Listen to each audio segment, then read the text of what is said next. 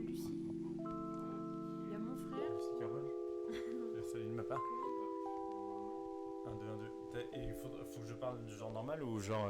Non, Merci de m'avoir. non, cet après-midi, du coup. Je vais vous chanter une petite chanson. J'ai dû faire des tests micro. C'est droite-gauche, donc il fallait que je réponde vite. Donc j'étais en train de. Ouais, comme ça. Mais mets-toi comme. Salut Amélie, je suis content d'être Oh, mais là. qu'est-ce que Ah, c'est mon anti-sèche. 1, 2, 1, 2. Ça va, c'est bien ou pas? Ouais. Ok, chouette. Oui.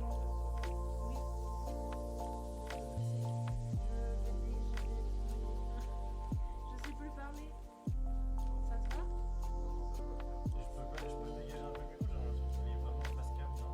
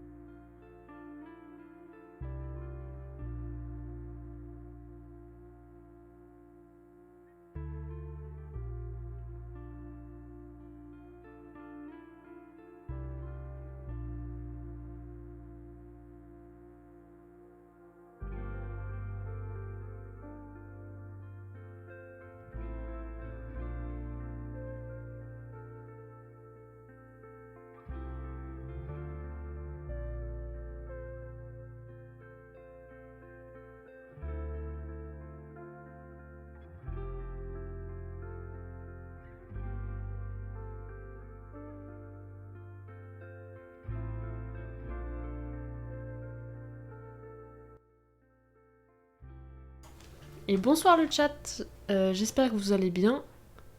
Je vais juste demander à Orange de mettre la vidéo s'il te plaît. Aujourd'hui on se trouve avec Guy pour la première Salut. émission portrait éphémère du coup. Je mets juste le chat sur mon téléphone sinon vous êtes un peu loin. Et il faudrait une autre correction de lunettes pour voir aussi loin. Bonsoir Etrias, bonsoir Chacha, bonsoir Klaus, bonsoir Lumi et bonsoir à tous les autres. Je sais pas par quoi commencer, faut que je réfléchisse. Comment ça va le chat déjà? Comme ça nous met dans le truc tranquille. Bonjour. Bonjour Bobby Usagi. Super décor, merci Bobby. Coucou Saïna, comment tu vas? Bah ça va bien, merci Etrias. On est stressé hein, t'es stressé? Moi ça va, en fait je réalise pas trop ce que je disais Amélie, avant que ça démarre, c'est la première fois que je fais ça, donc mon gros défi de ce soir, c'est de pas paraître pour un gros boomer et de faire des trucs complètement à côté de la plaque et voilà, de mettre mes lunettes, comment ça marche, ça, tout ça. Ça, c'est mon gros Non, défi. c'est bon. Est-ce qu'on commence maintenant? On peut attendre un petit peu, en vrai, ça fait qu'une minute qu'on a commencé. Du coup, je vais vous dire comment je pensais fonctionner et on verra si ça marche comme ça ou pas du tout. Dans l'idée, même si t'es un gros boomer, on t'aimera quand même. Merci. Libère le boomer qui sommeille en toi, Guy. Vaut mieux pas. Du coup, dans l'idée, j'avais préparé quelques questions à l'avance pour Guy. Je pose mes questions, on en discute. Et si vous, après, vous avez des questions, on y répond plutôt vers la fin. Après, si vous... Pourquoi tu parles avec mon compte, toi? Orange, il a usurpé mon identité. Bref, je recommence. Je disais, dans une première partie, plutôt faire les questions que moi j'ai préparées. Sauf si vous pouvez pas rester jusqu'au bout, on peut justement... vous pouvez nous interrompre et on posera d'autres questions. Parce qu'on sait pas du tout combien de temps ça va durer, c'est justement ce qu'on se demandait avant, donc faut pas hésiter. Et si la question est pas bonne, les modos ils vous virent. Non, c'est bon. Vous aussi, vous avez la pression. Je mets ma pression sur vous, comme ça j'ai moins la pression. C'est sympa. Ouais. Mais ce qui est drôle, c'est de voir il y a un gros décalage, tu vois, sur ce qu'on voit. Ce que je t'expliquais tout à l'heure. Oui. Donc on se voit En différé. on se voit dans le passé, Oui, je vois. tu vois. Attention, tu mords s'il y a des méchants. Du coup, déjà, on va commencer par... Est-ce que tu peux te présenter en quelques mots, déjà? Je te laisse te présenter en quelques mots. Eh bien, bonjour. Du coup, je suis Guy. Voilà. Non, j'ai 33 ans et de base, je suis éducateur de jeunes enfants. C'est comme ça que j'ai rencontré Amélie. Parce qu'on travaillait au même endroit. Et la raison pour laquelle je suis là, c'est parce que je fais depuis pas mal d'années déjà du théâtre d'improvisation. Voilà. Et j'ai commencé par le théâtre classique et puis après j'ai fait du théâtre d'improvisation et dans plusieurs troupes, je coach, je donne des stages et je fais pas mal de théâtre dans différents formats et j'improvise depuis 4 ans je pense maintenant dans la troupe qui s'appelle la Compagnie du Lait Chaud à Nantes. Voilà. D'ailleurs, je vais peut-être publier sur mon Discord, mais j'avais déjà partagé les réseaux de la Compagnie du Lait Chaud sur mon... Ah non, c'est bon, je l'ai partagé sur Discord. C'est dans événements sur mon Discord, si vous voulez voir les réseaux sociaux de la Compagnie du Lait Chaud, j'ai mis les deux.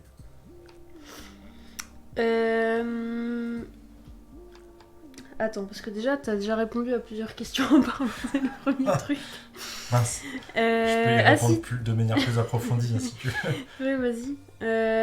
L'autre question que j'avais, c'est comment tu as découvert le théâtre d'improvisation, du coup? C'est une vaste question parce que je l'ai découvert par plusieurs biais. Comment est-ce que j'ai découvert ça? Je crois que quand j'étais assez petit, il y a ma mère qui m'avait emmené voir un match d'improvisation. Donc ça, je crois que c'était une des premières fois, mais la fois où vraiment j'ai mis le pied dedans et j'ai pas trop arrêté, c'est que je faisais du théâtre du coup au lycée avec une amie, je faisais option théâtre, et donc avec une amie qui s'appelle Lola, qui fait aussi de l'impro à Nantes. Après le lycée, elle est allée en école d'archi, et c'était la troupe des Lézards scéniques. Elle m'a dit, viens, il y a du théâtre d'impro, c'est chouette. Et moi je connaissais pas trop, du coup j'y suis allé et j'ai jamais arrêté depuis. Ok. D'ailleurs, je suis en train de penser, est-ce que tu peux expliquer en quoi ça consiste le théâtre d'impro au chat? Parce qu'on se lance dans le truc. C'est vrai, on aura le temps sans doute d'y revenir plus tard, mais le théâtre d'improvisation, c'est que les comédiens qui sont sur scène ne savent pas ce qu'ils vont jouer. Donc il y a plein de formats différents, mais en gros, le format de base, c'est que le public souvent donne un titre qui va être le titre de la scénette qui va être jouée, et les comédiens ont 5 secondes, le décompte qui fait 5, 4, 3, 2, 1, impro, et on doit construire une scénette juste avec ce thème-là. Et puis des fois, on a des contraintes supplémentaires. Il faut rimer, ou alors il faut jouer à la manière de tel ou tel auteur, il faut être dans une position particulière. Enfin voilà, plein de cas de contraintes qu'on peut avoir. Ok, je me suis perdue dans le... T'en étais à c'est quoi l'impro? Ouais. Je peux développer plus. Hein. Ce qui est hyper intéressant en tant qu'improvisateur, c'est qu'on est à la fois comédien, metteur en scène, auteur. Et donc du coup, il faut, quand on est sur scène, de prendre un peu en considération l'espace, d'avoir un peu de recul sur ce qui se joue dans la scène, arriver à incarner des personnages. Et puis parfois aussi, ce que j'ai pas dit, c'est que des fois on joue avec des gens qu'on connaît. Typiquement, si je joue avec des gens du lait chaud, on s'entraîne régulièrement ensemble, donc je vois un peu dans quel univers on peut aller, ou justement leur glisser un peu des pots de banane, mais ça peut être aussi des gens avec qui on n'a jamais, jamais, jamais improvisé, donc on s'est jamais vu. La première fois qu'on se rencontre, c'est sur scène, et donc c'est là où la magie de l'impro opère. On a une question de Lumi qui demande est-ce qu'il y a des catégories d'âge dans le théâtre d'improvisation ou si vous mélangez les âges? Non, il n'y a pas trop de catégories d'âge dans le théâtre d'improvisation. C'est vraiment très large. Alors, un peu comme tout, en général, quand on débute, on commence un petit peu. Enfin, j'allais dire on débute jeune, mais pas du tout. Il y a des débutants qui commencent. Là, je connais. Il y a un ami de mon père qui a la soixantaine et qui s'est dit oh, j'ai envie de faire du théâtre d'improvisation. Donc, il a commencé cette année. Et non, c'est ça qui est chouette, c'est que on peut vraiment mélanger un peu tous les âges et tous les univers, et c'est vraiment cool. D'ailleurs, on est en train de réfléchir là avec ma troupe à un format enfin moi j'ai envie de l'appeler comme ça, on est encore un peu en débat, mais ça va sans doute s'appeler Boomer, où l'idée c'est de rencontrer des jeunes et des débutants en improvisation. Donc là on va rencontrer des collégiens et se mettre un peu dans l'esprit que les collégiens ou les gens qu'on va rencontrer, c'est comme si c'était les meilleurs improvisateurs de la Terre. C'est-à-dire que si jamais ils font quelque chose auquel on ne s'attend pas, ou ils décrochent, décrocher, ça veut dire qu'ils ont un personnage et que d'un coup ils ont un fou rire sur scène ou quelque chose comme ça. Et ben nous, en tant que comédiens, en jouant avec eux, il faut qu'on se dise c'est comme si c'était les meilleurs improvisateurs, improvisatrices, et que c'était la meilleure réaction à avoir. Donc si une comédienne par exemple éclate de rire sur scène, nous il faut qu'on se dise quelle super idée de faire ça à ce moment-là et qu'on arrive à jouer avec. Donc c'est ça qui est chouette, on peut vraiment et du coup dans la même idée elle demande si c'est ouvert aussi aux enfants ou pas. Ouais, carrément. Ça dépend, enfant c'est large, hein, donc ça va dépendre à partir de quel âge, mais on peut faire. Je sais que la Fabrique à Impro, c'est un lieu à Nantes où il y a enfin où il y a quasi que de l'improvisation. Ils proposent des ateliers d'impro, je crois que c'est à partir de 4 ans et demi ou 5 ans, on peut débuter de l'improvisation. On va refaire les questions du chat, comme ça c'est fait maintenant. Ouais. Clause qui demande comment est venu le nom de votre compagnie et est-ce qu'il y a une signification derrière? Très bonne question. Oui, en fait, à la base, du coup, on était la plupart du lait chaud, on était dans une troupe qui s'appelle les Lézards Scéniques. Donc, c'est la troupe dont je parlais tout à l'heure, dans laquelle j'ai débuté, qui était la troupe de l'école d'archi de Nantes. Et en fait, tous les ans, il y avait des nouveaux étudiants qui arrivaient, donc des nouvelles personnes qui arrivaient dans la troupe, et il fallait qu'on reprenne un petit peu les bases. Et moi, je m'inclus dedans, mais moi, entre-temps, j'ai déménagé à Bordeaux pendant 4 ans, mais les gens de cette troupe-là, des Arsenics, qui étaient là depuis pas mal de temps, on avait un peu marre de reprendre à chaque fois les bases de l'improvisation, et donc ils ont commencé à monter une autre troupe en parallèle, où ils s'entraînaient le samedi matin autour d'un bol de chocolat chaud. Et donc, du coup, ainsi est née la compagnie du lait chaud. Et moi, je les ai rejoints il y a 4 ans, donc 1 ou 2 ans après la création de cette compagnie. On a une autre question aussi de Bobby Uzagi qui demande est-ce qu'il faut faire du théâtre avant de commencer le théâtre d'improvisation? Pas nécessairement. On peut vraiment faire le début, quand on commence le théâtre d'improvisation, c'est assez similaire au début du théâtre classique, parce que quand on commence le théâtre classique, on va pas tout de suite, dès la première séance, apprendre un texte par cœur et faire des choses comme ça. Donc le début est assez lié.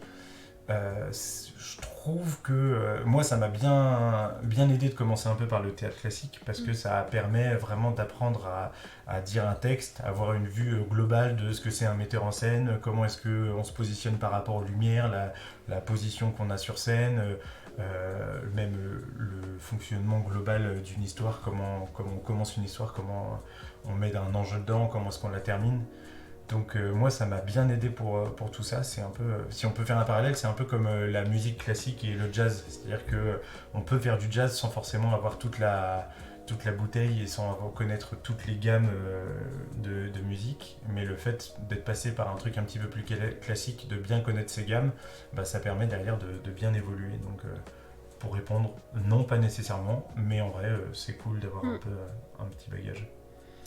On a une question de Lumi encore qui demande est-ce qu'il y a des études pour faire ce métier. Mais toi, du coup, tu as dit que tu étais éducateur de jeunes enfants. Ouais. Est-ce qu'il y en a qui en vivent de... Ouais, dans ma troupe, là on est 50-50 à peu près. La moitié sont pros et l'autre moitié font comme moi en amateur ou semi-pro. Parce que... Donc il y a un peu d'eux. Est-ce qu'il y a des études? Ben, il y a une école de théâtre à Nantes qui s'appelle le CITO, qui s'appelle... alors je sais plus exactement la définition, mais c'est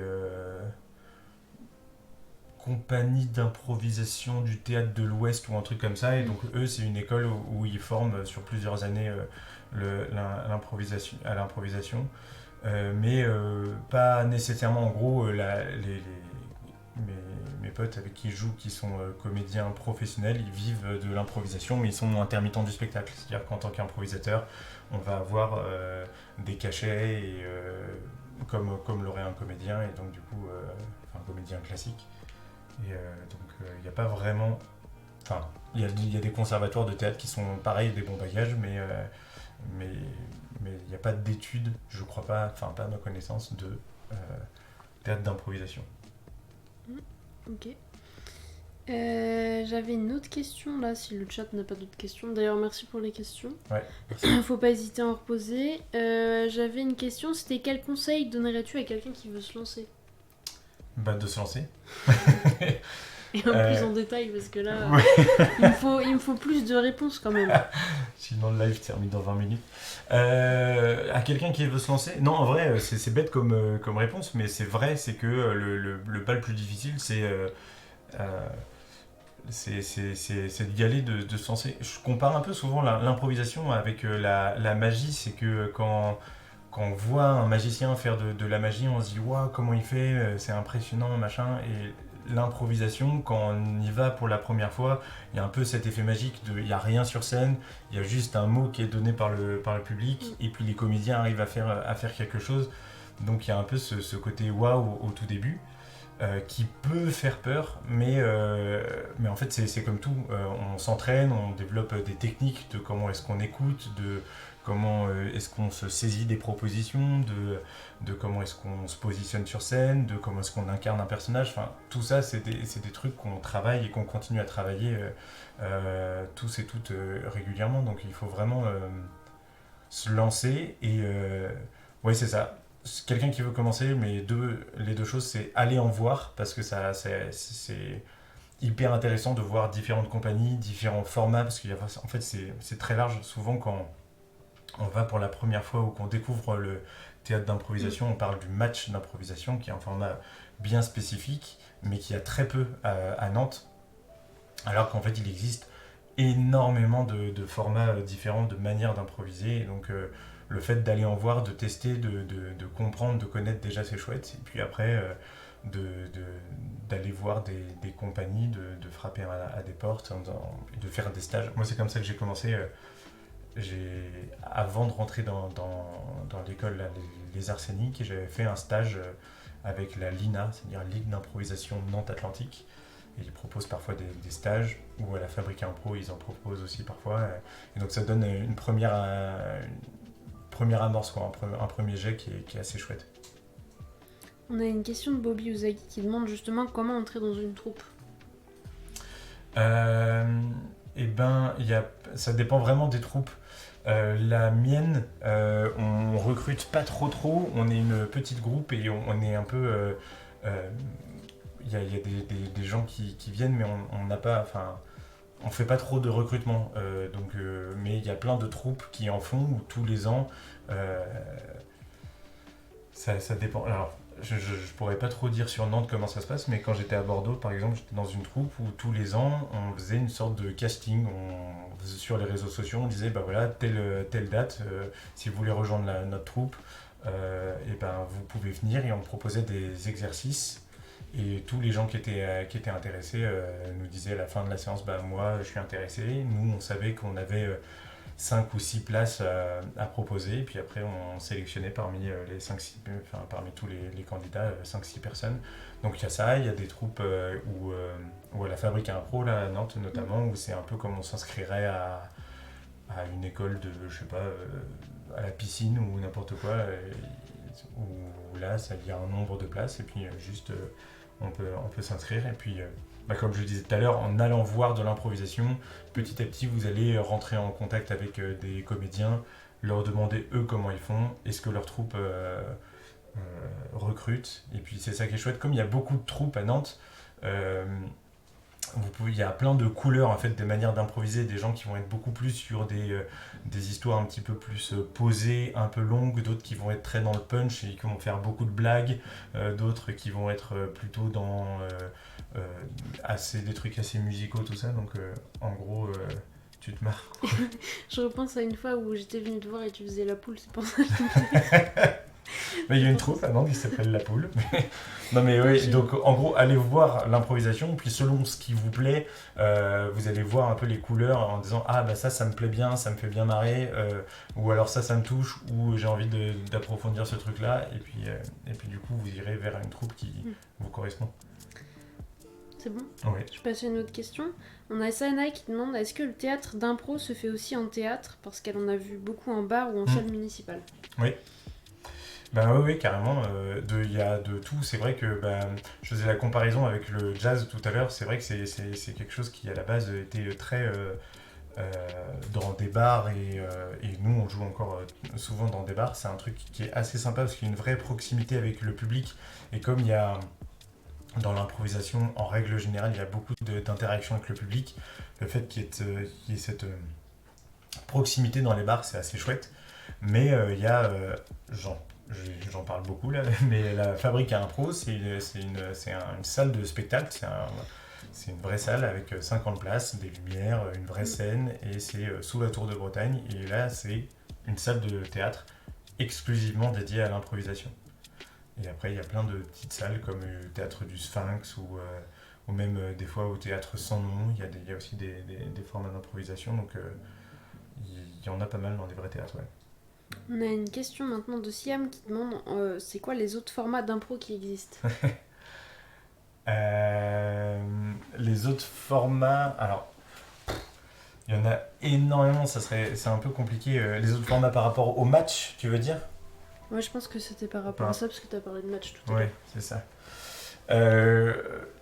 Alors, le match d'improvisation, pour ceux qui ne connaissent pas, c'est que en gros, c'est deux équipes qui ne se connaissent pas du tout. Ça va être par exemple la compagnie du lait chaud va rencontrer une autre troupe qu'on n'a jamais vue, et il y a un arbitre qui est là pour faire en sorte que cette rencontre se passe au mieux. Donc en gros, il va y avoir deux types de jeux, soit ça va être en mix, c'est-à-dire que les deux troupes jouent ensemble sur un même thème donné, soit ça va être en comparé, c'est-à-dire que l'arbitre va donner un thème, et on va devoir à tour de rôle jouer une improvisation différente sur ce même thème.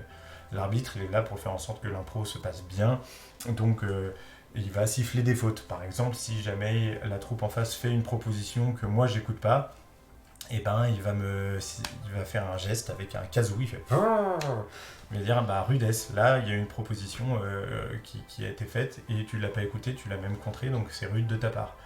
Ou alors si jamais je fais trop de blagues, il va faire comme ça, il va dire cabotinage.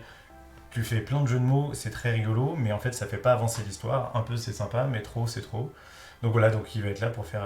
Donc ça c'est le match, et puis le public à la fois à chaque fin de scénette vote pour l'équipe qu'il ou elle a préférée. Et après, il y a plein d'autres formats. Donc il y a des formats longs, par exemple, où il va y avoir le public veut donner un thème ou un lieu de départ, et les improvisateurs vont faire comme une pièce de théâtre. Ils vont improviser pendant 1 heure et demie. Et puis il y a moi un truc que j'avais adoré, c'était j'avais joué un format long qui s'appelait Dans le décor, où il y avait un décor qui se montait derrière nous, mais un vrai décor de théâtre de fou. Et puis d'un coup, le rideau se baissait, et nous, on avait, je sais plus, 30 secondes pour découvrir. Il y avait des tiroirs, plein de choses pour découvrir tout ce qu'il y avait sur scène. Et puis après, au bout de ces 30 secondes, on devait jouer une scène, un spectacle de 1 heure et quart, quoi, là-dedans. Donc il y a ça. Je fais aussi de la comédie musicale improvisée. Donc c'est une comédie musicale qui dure 1 heure et quart, mais qui est entrecoupée de chansons, comme une comédie musicale classique, mais improvisée. Il y a, il y a le cabaret d'improvisation, qui se joue souvent en bar, où là il y a un maître de cérémonie qui vient proposer, en général c'est des thèmes du public, et lui il va rajouter il va dire bah voilà, la prochaine improvisation vous allez le faire mais avec des marionnettes, ou la prochaine improvisation vous allez le faire, il faut que vous commenciez dos au public, il va nous donner des petites contraintes comme ça. Il y a qu'est-ce qu'il y a d'autre comme format. En ce moment avec ma troupe on fait une série aussi improvisée, ça s'appelle Netflix, on est très fort en jeu de mots, où en gros c'est 6 épisodes de 6 minutes, et le public à chaque fois donne un nouvel épisode, et on va faire une série à la manière de ça peut être on l'a joué la semaine dernière, on a fait un peu à la manière de Midwest américain, genre La petite maison dans la prairie, et la deuxième c'était un peu à la manière de Breaking Bad, ou sinon on peut faire à la manière d'Urgence, ou on peut faire à la manière de un peu toutes les séries qui existent, séries policières, séries machin, donc il y a ce type de format là, et en fait c'est hyper large de tout ce qu'on peut faire en termes d'improvisation. On a une question maintenant de Clause qui demande est-ce que tu as des inspirations dans le sens de personnes dont tu t'inspires pour jouer. Ouais. Ouais, carrément, j'en ai. Moi, j'aime beaucoup le mime, donc j'aime beaucoup, gros classique, mais il y a le mime Marceau que j'aime beaucoup. Jim Carrey, j'aime beaucoup ce qu'il fait, parce qu'il a des vraies expressions, il y a un vrai jeu avec son corps que je trouve très très chouette. Et sinon il y a des improvisateurs, mais si vous connaissez pas trop l'improvisation, je sais pas si, mais il y a Frédéric Barbouchi qui est un improvisateur avec qui j'ai eu la chance de jouer il y a quelques temps, qui est un improvisateur québécois, qui est une vraie source d'inspiration, et puis je crois que en termes de source d'inspiration, je crois que c'est... Enfin, j'aime bien Chaplin aussi en mode corporel et sans parler. Et puis en vrai, je suis assez branché par... Enfin, j'ai beaucoup de potes qui sont des sources d'inspiration, parce que comme je joue beaucoup avec eux, des fois je me dis waouh, j'aurais adoré avoir cette idée-là, ou oh là là, cet univers il est trop chouette, et donc j'ai vraiment les gens du Les Chauds sont une grosse source d'inspiration pour moi. Tu dis ça parce qu'ils sont là, non? Peut-être, si vous êtes là, dédicace. Oui. S'ils sont pas là, non, c'est pas vrai. Bobby Ozagi qui demande est-ce qu'il y a une préparation en amont avec la troupe? Qu'est-ce que tu entends par préparation en amont? Le temps qu'elle répond, Ouais. enfin le temps qu'elle... Ouais. On a une question de KLR10 qui demande comment vous faites pour pas perdre le fil, genre pas perdre la notion du temps ou pas trop vous disperser. Très bonne question. Alors, on s'entraîne beaucoup à pas perdre, pour justement pas trop se disperser et pas trop perdre la notion du temps. Par rapport à la notion du temps, ça dépend, mais des fois on se donne des signes. Si vous êtes déjà allé voir des matchs d'improvisation, si on a un temps donné pour une scénette, par exemple 10 minutes, toutes les minutes, il y a quelqu'un qui va nous faire des signes avec les doigts en disant bah là il reste 6 minutes, plus que 5 minutes, plus que 4 minutes. Donc nous on essaie d'être assez attentif à ça, et on sait à force d'improviser, on sait, bah là il reste encore 9 minutes, on a le temps de construire, d'écrire. Là il n'y a plus que 4 minutes, il faut aller vers une conclusion, 2 minutes, il faut y aller, enfin voilà. Et puis après, il y a ça veut dire qu'il reste plus que 30 secondes, ça c'est 15 secondes, il faut trouver une fin, donc on a ça pour pas trop se disperser. Moi, mon gros défaut en improvisation, c'est que je suis, mais c'est aussi vrai dans la vraie vie, je suis très très nul en prénom. Donc forcément, les gens qui sont sur scène, je leur donne pas leur vrai prénom. Donc si jamais, si j'improvisais avec Amélie, je lui dirais ah salut Claire, et 2 secondes plus tard, je serais là oh, mais genre ça va, je suis tellement nul que ça va très vite. Si jamais je dis salut Claire et que je fais semblant de boire un verre, ça y est, j'ai oublié que je l'ai appelé Claire. Donc après, on a des techniques pour ne plus jamais dire son prénom, genre comme on fait dans la vraie vie, genre ah tu vas bien, machin. Et si c'est du format long, souvent, moi je me mets une ardoise dans les vestiaires ou dans les loges, enfin pas dans les loges, mais bref, dans les coulisses, où je dis Amélie, 2 points, Claire. Enfin voilà. Donc il y a des petites astuces comme ça. Du coup, ce que Bobby Ouzaghi voulait dire, c'est par rapport, est-ce que vous avez des entraînements? Ouais, on s'entraîne hyper régulièrement. Là, avec ma troupe, on s'entraîne une fois par semaine. On s'entraîne le jeudi soir pendant 2 heures, 2 heures et demie. Où ça dépend, soit on s'auto-coach, parce que comme on a chacun plusieurs univers et on fait tous et tout du théâtre à côté, à tour de rôle, on travaille un peu, on donne un peu nos expériences et on donne des exercices aux autres membres de la troupe. Ou alors en voyant un spectacle, on se dit là il y a encore ça un peu à travailler. Notre troupe improvise peut-être parfois trop en fond de scène, donc on va faire des exercices pour mieux appréhender l'espace et tout ça. Et des fois on fait intervenir des coachs extérieurs qui vont nous apporter quelque chose de plus particulier. Et des fois ça n'a rien à voir avec l'improvisation. Là par exemple, ces 2 derniers mois là, on a fait de la danse improvisée, donc un peu comment appréhender la musique, bouger son corps, faire confiance un peu à ses gestes et faire en sorte que ce soit moins brouillon. Et on a fait du clown aussi, qui est un cousin de l'improvisation, mais qui a un peu rien à voir et qui nous a un peu tous et toutes poussés dans nos retranchements. Et c'était assez intéressant. Donc voilà, où des fois on travaille des formats. Par exemple, là, on parlait de format tout à l'heure, j'ai un copain qui est en train de monter un format qui... On ne sait pas encore le nom que ça va avoir. Attention, vous êtes les premiers au courant. C'est un truc qui va être dans le noir, où le public il va être masqué et il va y avoir un comédien. Donc on a fait des formations de bruitage aussi. Donc il y aura 1 ou 2 comédiens on va avoir plein d'éléments de bruitage. Ça fait un peu de l'ASMR en vrai. Mais du coup on a plein d'outils de comment est-ce qu'on fait un crissement de pneus, comment est-ce qu'on fait un oiseau qui s'envole, comment est-ce qu'on fait un cœur qui bat, enfin tout ça. Le public sera dans le noir et les comédiens, nous, on va pouvoir improviser et faire, juste avec notre voix, faire plusieurs personnages et puis essayer d'appréhender aussi au maximum l'espace pour que des fois il y ait des voix qui apparaissent de derrière, d'au-dessus, d'à gauche, à droite. Donc voilà, donc on s'entraîne sur plein de choses régulièrement. Et toi, c'est quoi ton format préféré? Le... Si t'en as un. Ouais. En vrai, j'aime beaucoup le... Là, si les chauds me regardent, ils vont pas aimer ce que je vais dire. Mais ils savent que je vais le dire, alors je vais le dire. Moi, j'aime beaucoup le match. C'est une culture qu'il n'y a pas trop à Nantes. Et j'ai commencé l'impro à Nantes. Et puis après, j'ai déménagé à Bordeaux. Et quand j'étais à Bordeaux, il y a beaucoup cette culture du match, de rencontre. Et j'arrivais un peu avec mes a priori de en fait ça veut dire qu'on joue contre, on joue pas avec, et puis il y a un arbitre qui est là pour nous faire chier. J'ai le droit de dire des gros mots, genre faire chier, c'est ok? Oui. Là c'était Oui, mon oui, petit moment boomer. Donc et en fait j'ai vraiment apprécié ce truc là parce que c'est une vraie rencontre et tu te rends compte que au contraire l'arbitre il est là pour faire en sorte que la rencontre se passe bien.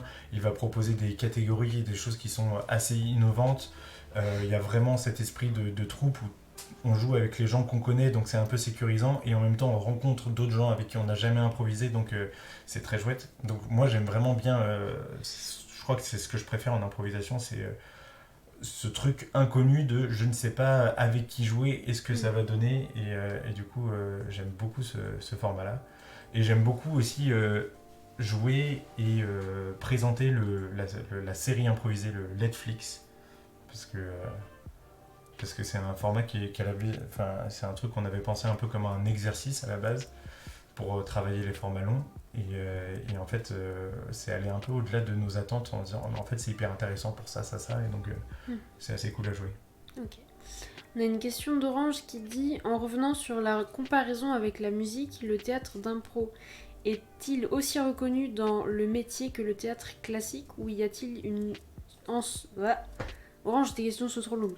Ou y a-t-il une sorte de mise à l'écart dans le monde de la scène par les autres performeurs?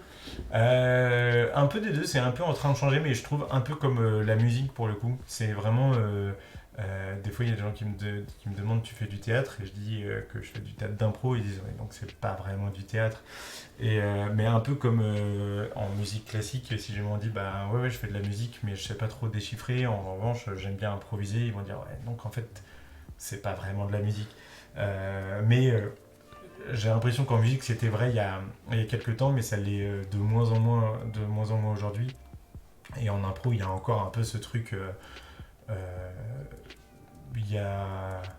Je sais pas. Je sais que des fois, il y a eu des petites guéguerres où j'ai échangé avec des gens qui faisaient du théâtre plus classique et qui disaient oui, le théâtre d'improvisation, c'est pas vraiment du théâtre. Mais souvent, j'ai l'impression que c'est des gens qui connaissent pas, parce que dans ma troupe, il y a plein de gens qui font de l'improvisation, mais qui sont aussi dans le théâtre classique. Et en fait, il n'y a pas de compétition à avoir. C'est deux trucs hyper différents, mais hyper complémentaires. Donc voilà.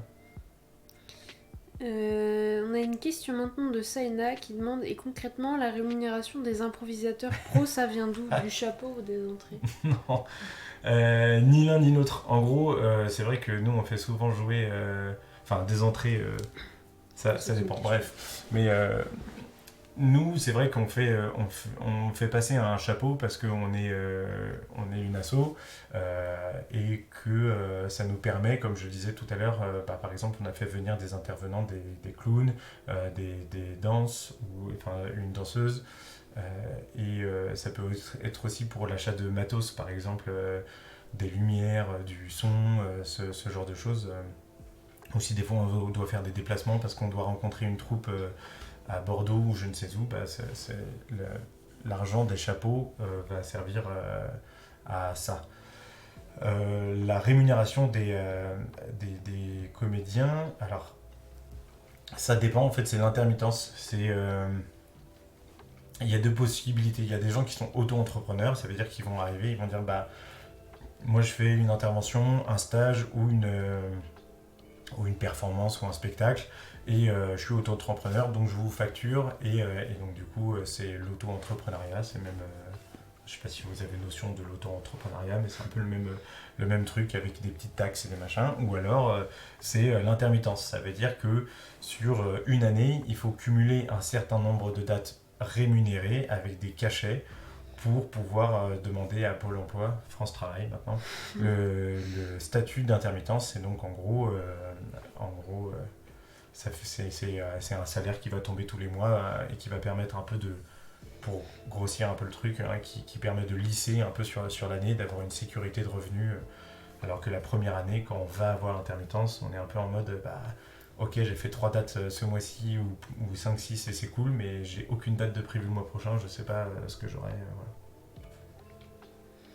On a une autre question maintenant de Siam qui est: est-ce que ça t'arrive d'arriver sur scène et d'avoir un blanc et de n'avoir aucune idée de quoi improviser? Ouais, très souvent.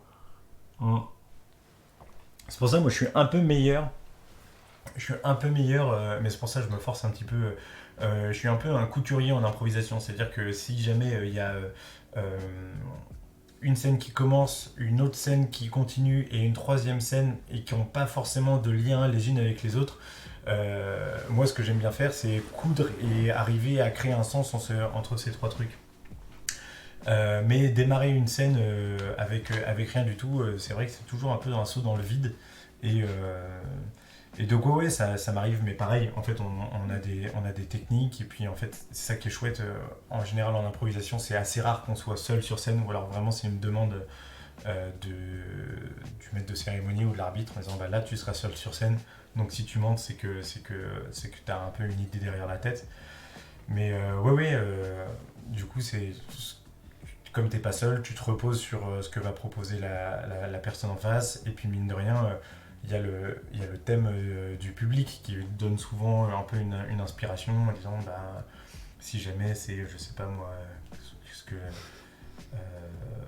le vieil arbre, si c'est un thème, et ben je sais que il y aura un arbre dans l'histoire, donc est-ce que je suis un bûcheron, ou est-ce que c'est un truc un peu plus fantastique, ou est-ce que j'incarne vraiment un arbre. Voilà, après là-dessus, ça permet de ne pas avoir vraiment trop de vide. Et puis, à force de faire, on a des techniques, on a des idées, et puis on comble de plus en plus facilement ce blanc. Mais c'est cool aussi des fois de les faire exister. Dire, bah, en fait, sans dire on n'a rien, mais en fait laisser venir les choses sans trop combler, c'est chouette aussi. Ouais. Encore une question de Bob Yuzagi qui demande est-ce que c'est enregistré parfois? En fait, parfois oui. Moi, je crois que j'ai jamais fait, je réfléchis, hein, mais je crois que j'ai jamais fait d'improvisation enregistrée parce que pour deux raisons. La première raison, c'est que le théâtre, c'est assez compliqué à capter parce qu'il faut vraiment une bonne prise son. Donc, sauf si on a des micros vraiment sur nous ou des micros un peu partout, et c'est assez rare, c'est jamais facile d'avoir une bonne prise son. Et puis, souvent, comme s'il y a captation, ce serait plutôt dans un théâtre que dans un bar. Donc souvent les lumières elles sont assez faibles, donc en plus d'avoir une bonne prise son, il faut avoir des bonnes caméras et des bons trucs pour que ça rende quelque chose. Donc le live et le théâtre en général c'est pas facile à capter. Donc ça c'est la première raison. Et la deuxième raison c'est que c'est... Quoi ? Non, continue, tu verras après. Ok. La deuxième raison c'est parce que l'impro, ce qui est hyper intéressant, c'est la spontanéité et le fait que ça existe et que ce soit assez éphémère, c'est ça qui est chouette. Et si on le capte, et ben la spontanéité. Par exemple, une fois, je me souviens, il y avait une amie qui m'avait enregistré en train de chanter sur une comédie musicale. Sur le coup, pendant la comédie musicale, j'étais franchement, c'est chouette. C'est une chanson que je faisais en duo avec une copine et on avait passé un bon moment sur scène. Et en fait, du coup, j'étais curieux de voir le film, mais on était beaucoup plus sur ah bah là j'ai fait une fausse note, ah bah là en fait on m'entendait pas, là j'ai dit. Donc on est beaucoup moins sur la spontanéité, donc c'est plus rarement capté. Mais au Canada, où c'est très. Il y a beaucoup d'improvisation, il y a de la captation, et c'est un vrai truc bien fait quoi. Je vais pas faire la question, non, je vais faire celle d'Orange avant. Parce que c'était quoi tu verras après. Ok. Orange, est-ce que ça vous est arrivé de jouer devant des publics non réceptifs, qui n'accrochent pas à l'impro ou silencieux? Ça m'est arrivé de jouer devant presque personne. Je crois qu'ils étaient 2 dans le public. Devant des gens bourrés un peu aussi, parfois c'est pas toujours très très évident parce qu'il y a un peu ce truc et quand ils veulent monter sur scène et que nous on est entre le jeu du comédien et tout ça, et enfin le jeu du comédien et puis nous qui sommes en train de se dire bah qu'est-ce qu'on fait parce que après ça va être difficile de maîtriser la chose, donc mais de jouer devant un public non réceptif. Ah si, oh si. Ça m'est arrivé une fois, je jouais à Bordeaux.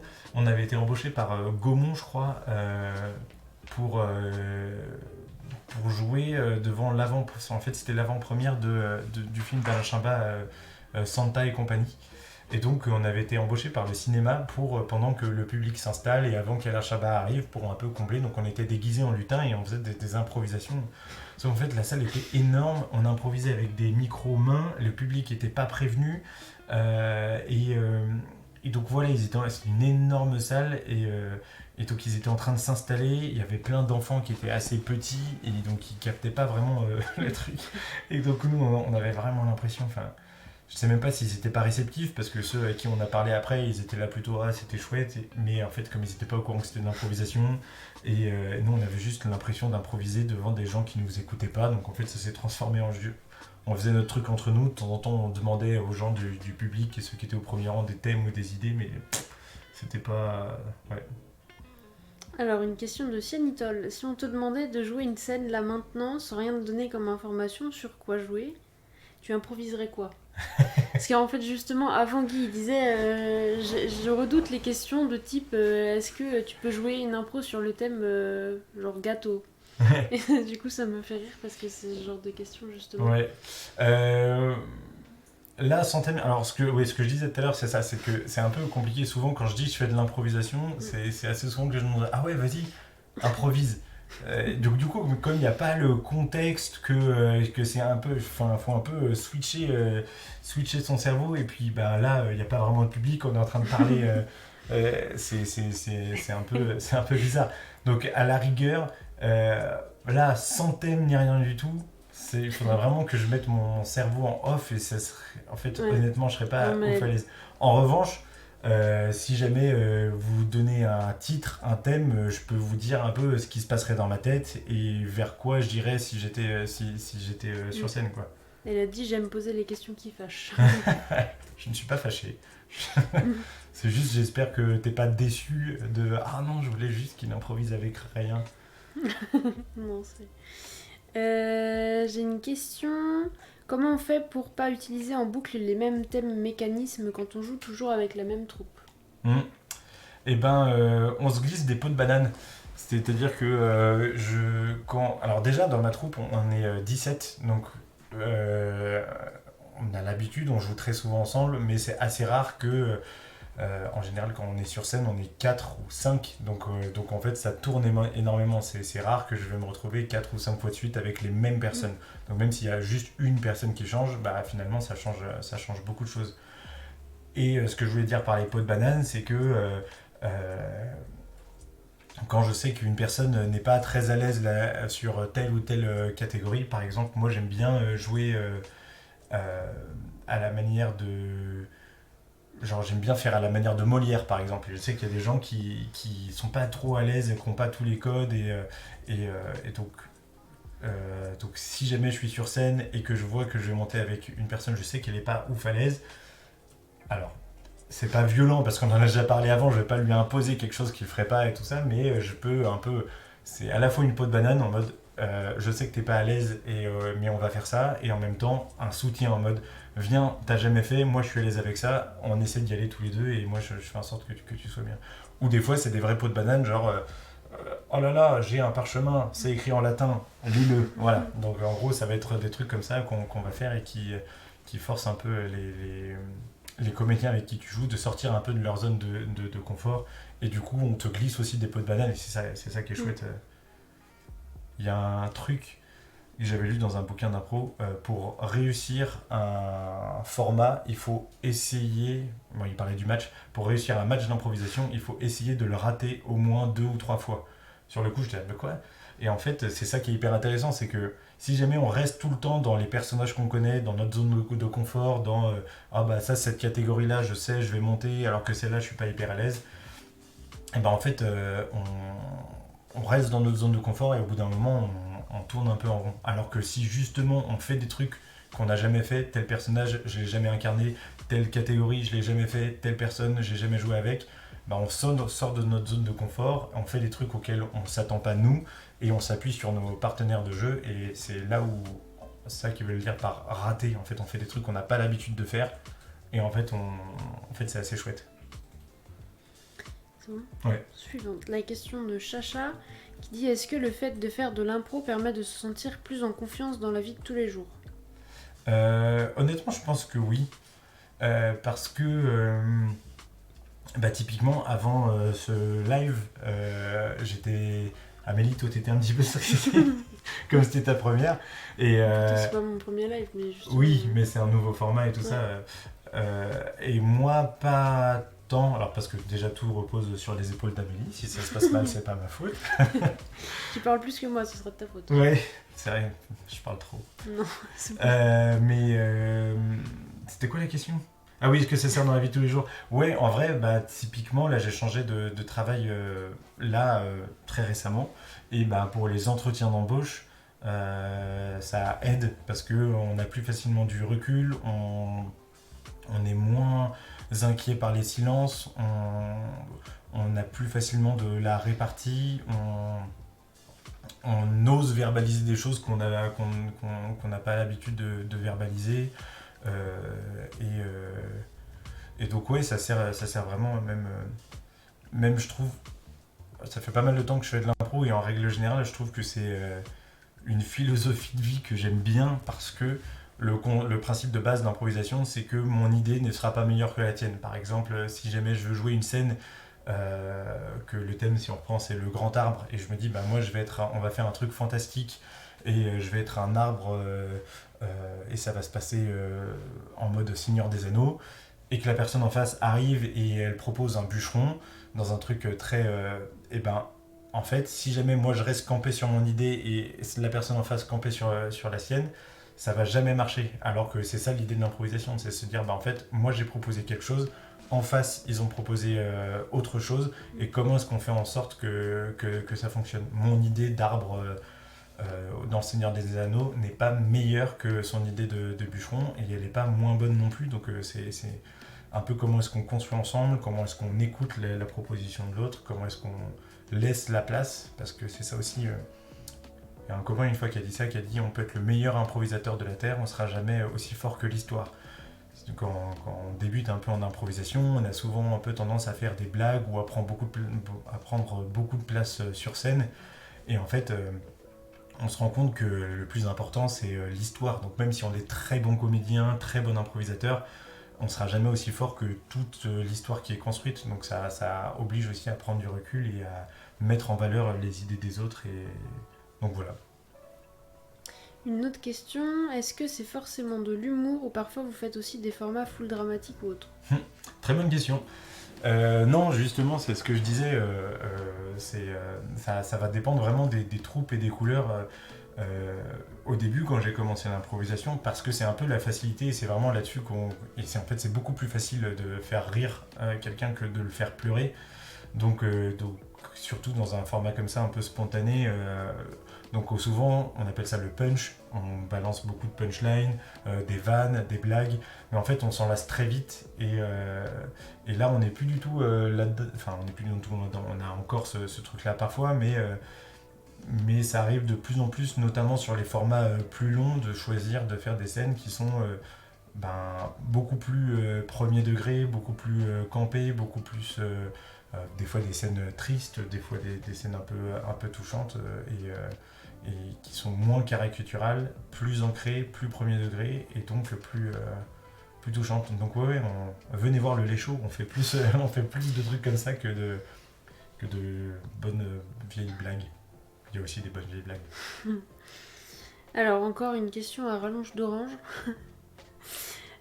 Orange, en ayant eu le temps d'échanger avec avant le stream, je sais plus lire, tu m'expliquais que tu te sentais...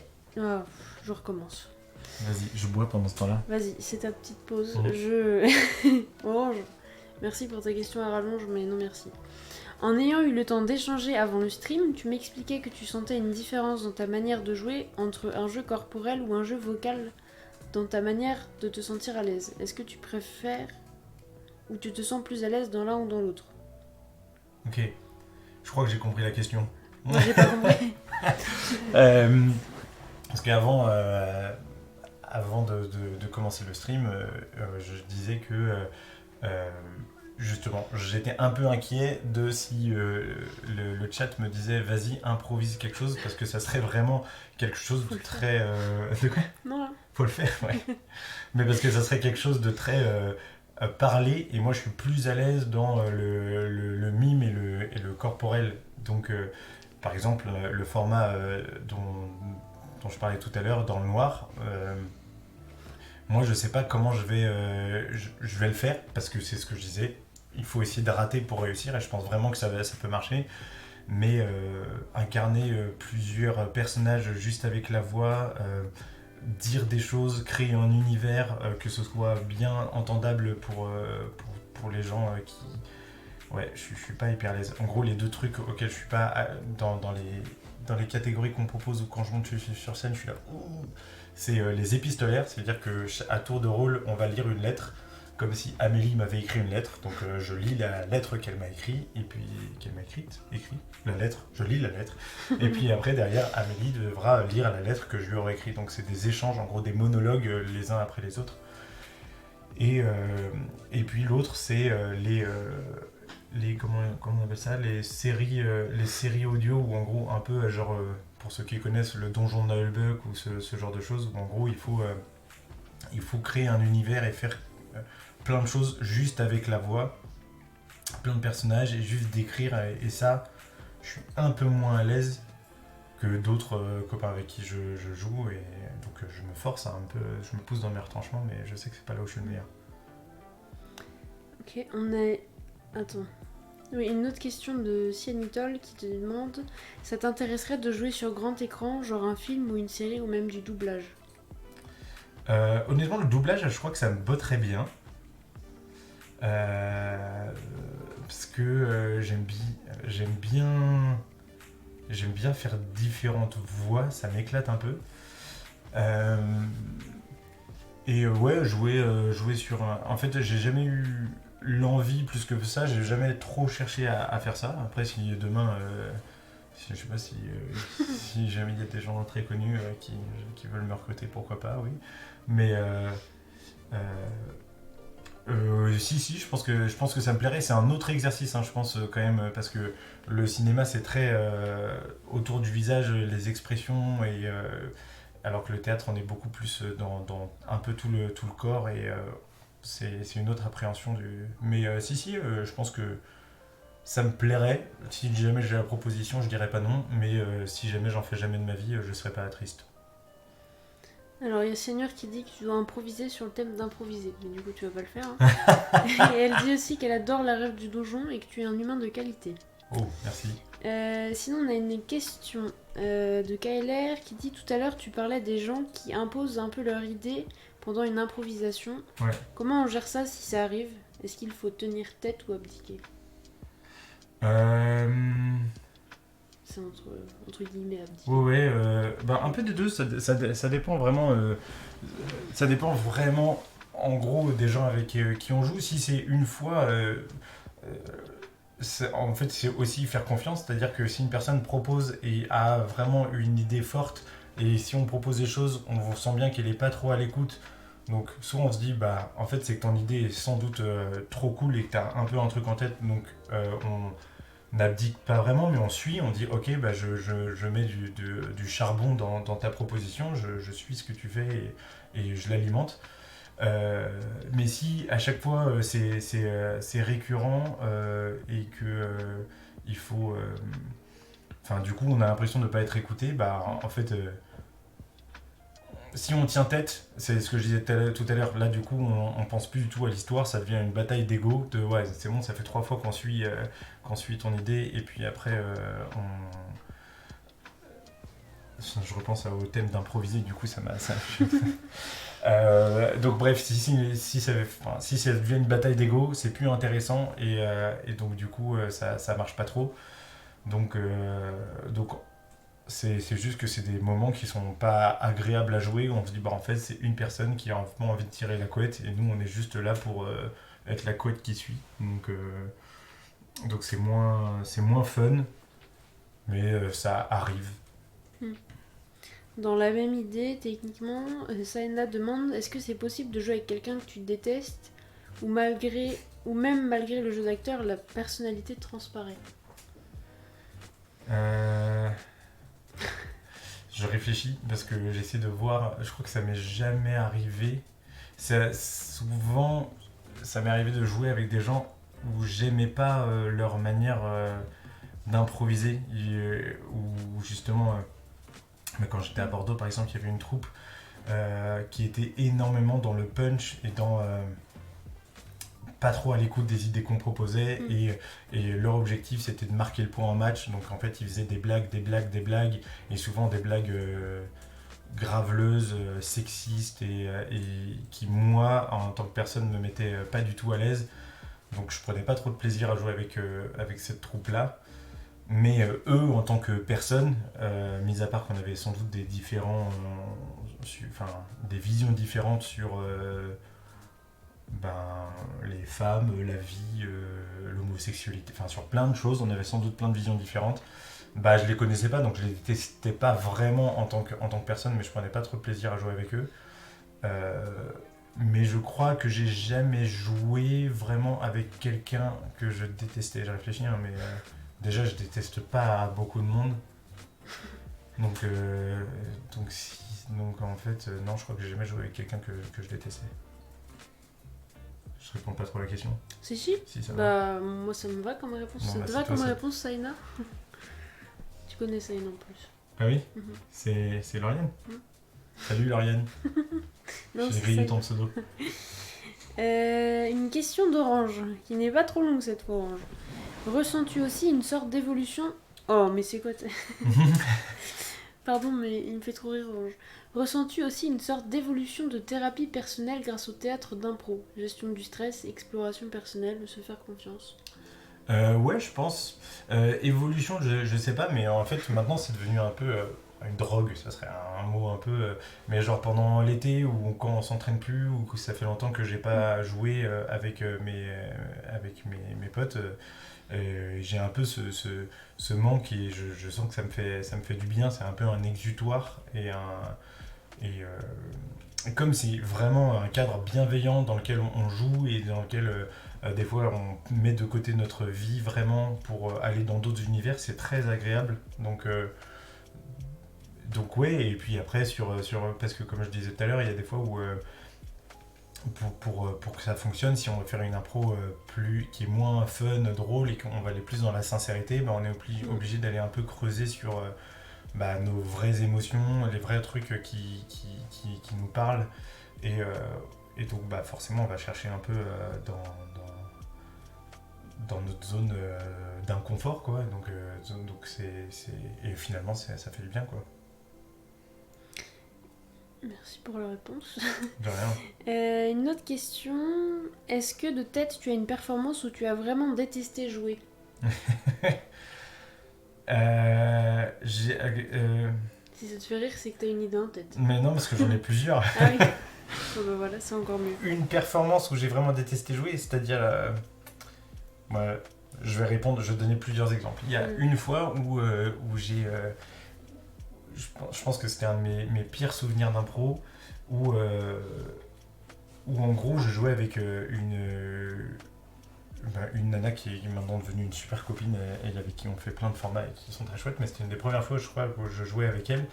Et c'était une impro qui se passait, je crois, dans l'espace. Et là, on revient un peu à ce que je disais tout à l'heure, genre j'avais un blanc, je savais pas quoi faire, quoi dire, et elle est arrivée en faisant un truc très... et assez un peu comme ça, quoi. Et je sais plus ce que je dis, mais pour moi, dans ma tête, je voyais vraiment un personnage difforme, un peu genre, comment il s'appelle, le bonhomme Michelin, enfin un truc qui était pas un peu humanoïde, mais qui était pas vraiment humain. Et donc je disais, mais en fait, il faut pas qu'elle monte dans la fusée, elle va jamais décoller, elle est énorme. Mais je voyais vraiment quelque chose enfin, j'extrapolais dans ma tête, c'était vraiment un truc, voilà. Mais en fait, j'ai un autre comédien qui montait sur scène en disant, c'est pas un peu grossophobe, mais il m'a dit ça en tant que personnage, mais en même temps, je sentais qu'il y avait le comédien qui parlait derrière, et moi j'étais là, non, mais c'est pas du tout ça. Et donc, du coup, vraiment, c'était une fois où je voulais pas du tout avoir ce genre de message horrible, et dans ma tête, c'était pas ça, mais la manière dont ça avait été repris par mes potes, forcément ça crée ce truc là et j'étais là oh. Donc là c'était vraiment un très très très mauvais moment sur scène pour moi. Et si des trucs que j'ai pas aimé jouer, ce que je disais tout à l'heure, la troupe à Bordeaux qui faisait que des blagues. Je peux vous donner un exemple pour vous dire à quel point c'était désagréable. On jouait sur... Moi, j'étais pas sur scène à ce moment-là, mais j'avais une copine de ma troupe qui était sur scène. C'était un match, donc il y avait un membre de cette troupe, de la troupe d'en face, plus ma pote qui était sur scène. Et dans l'improvisation, ils étaient coincés sur une île déserte. Et en gros, elle proposait de faire un feu, enfin bref, un truc de genre pour se faire repérer par les bateaux. Et lui, il a dit non, mais ça marchera pas. On va marquer. J'ose même pas le dire tellement c'était horrible.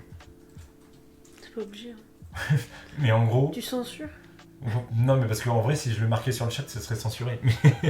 Mais je vais dire ça avec des beaux mots. Il disait il faut que tu marques sur le sable, je fais de bonnes fellations.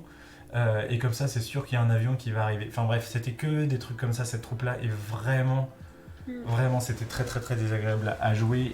Et du coup, ça mettait tout le temps, ça nous mettait tout le temps dans des positions très malaisantes et sales.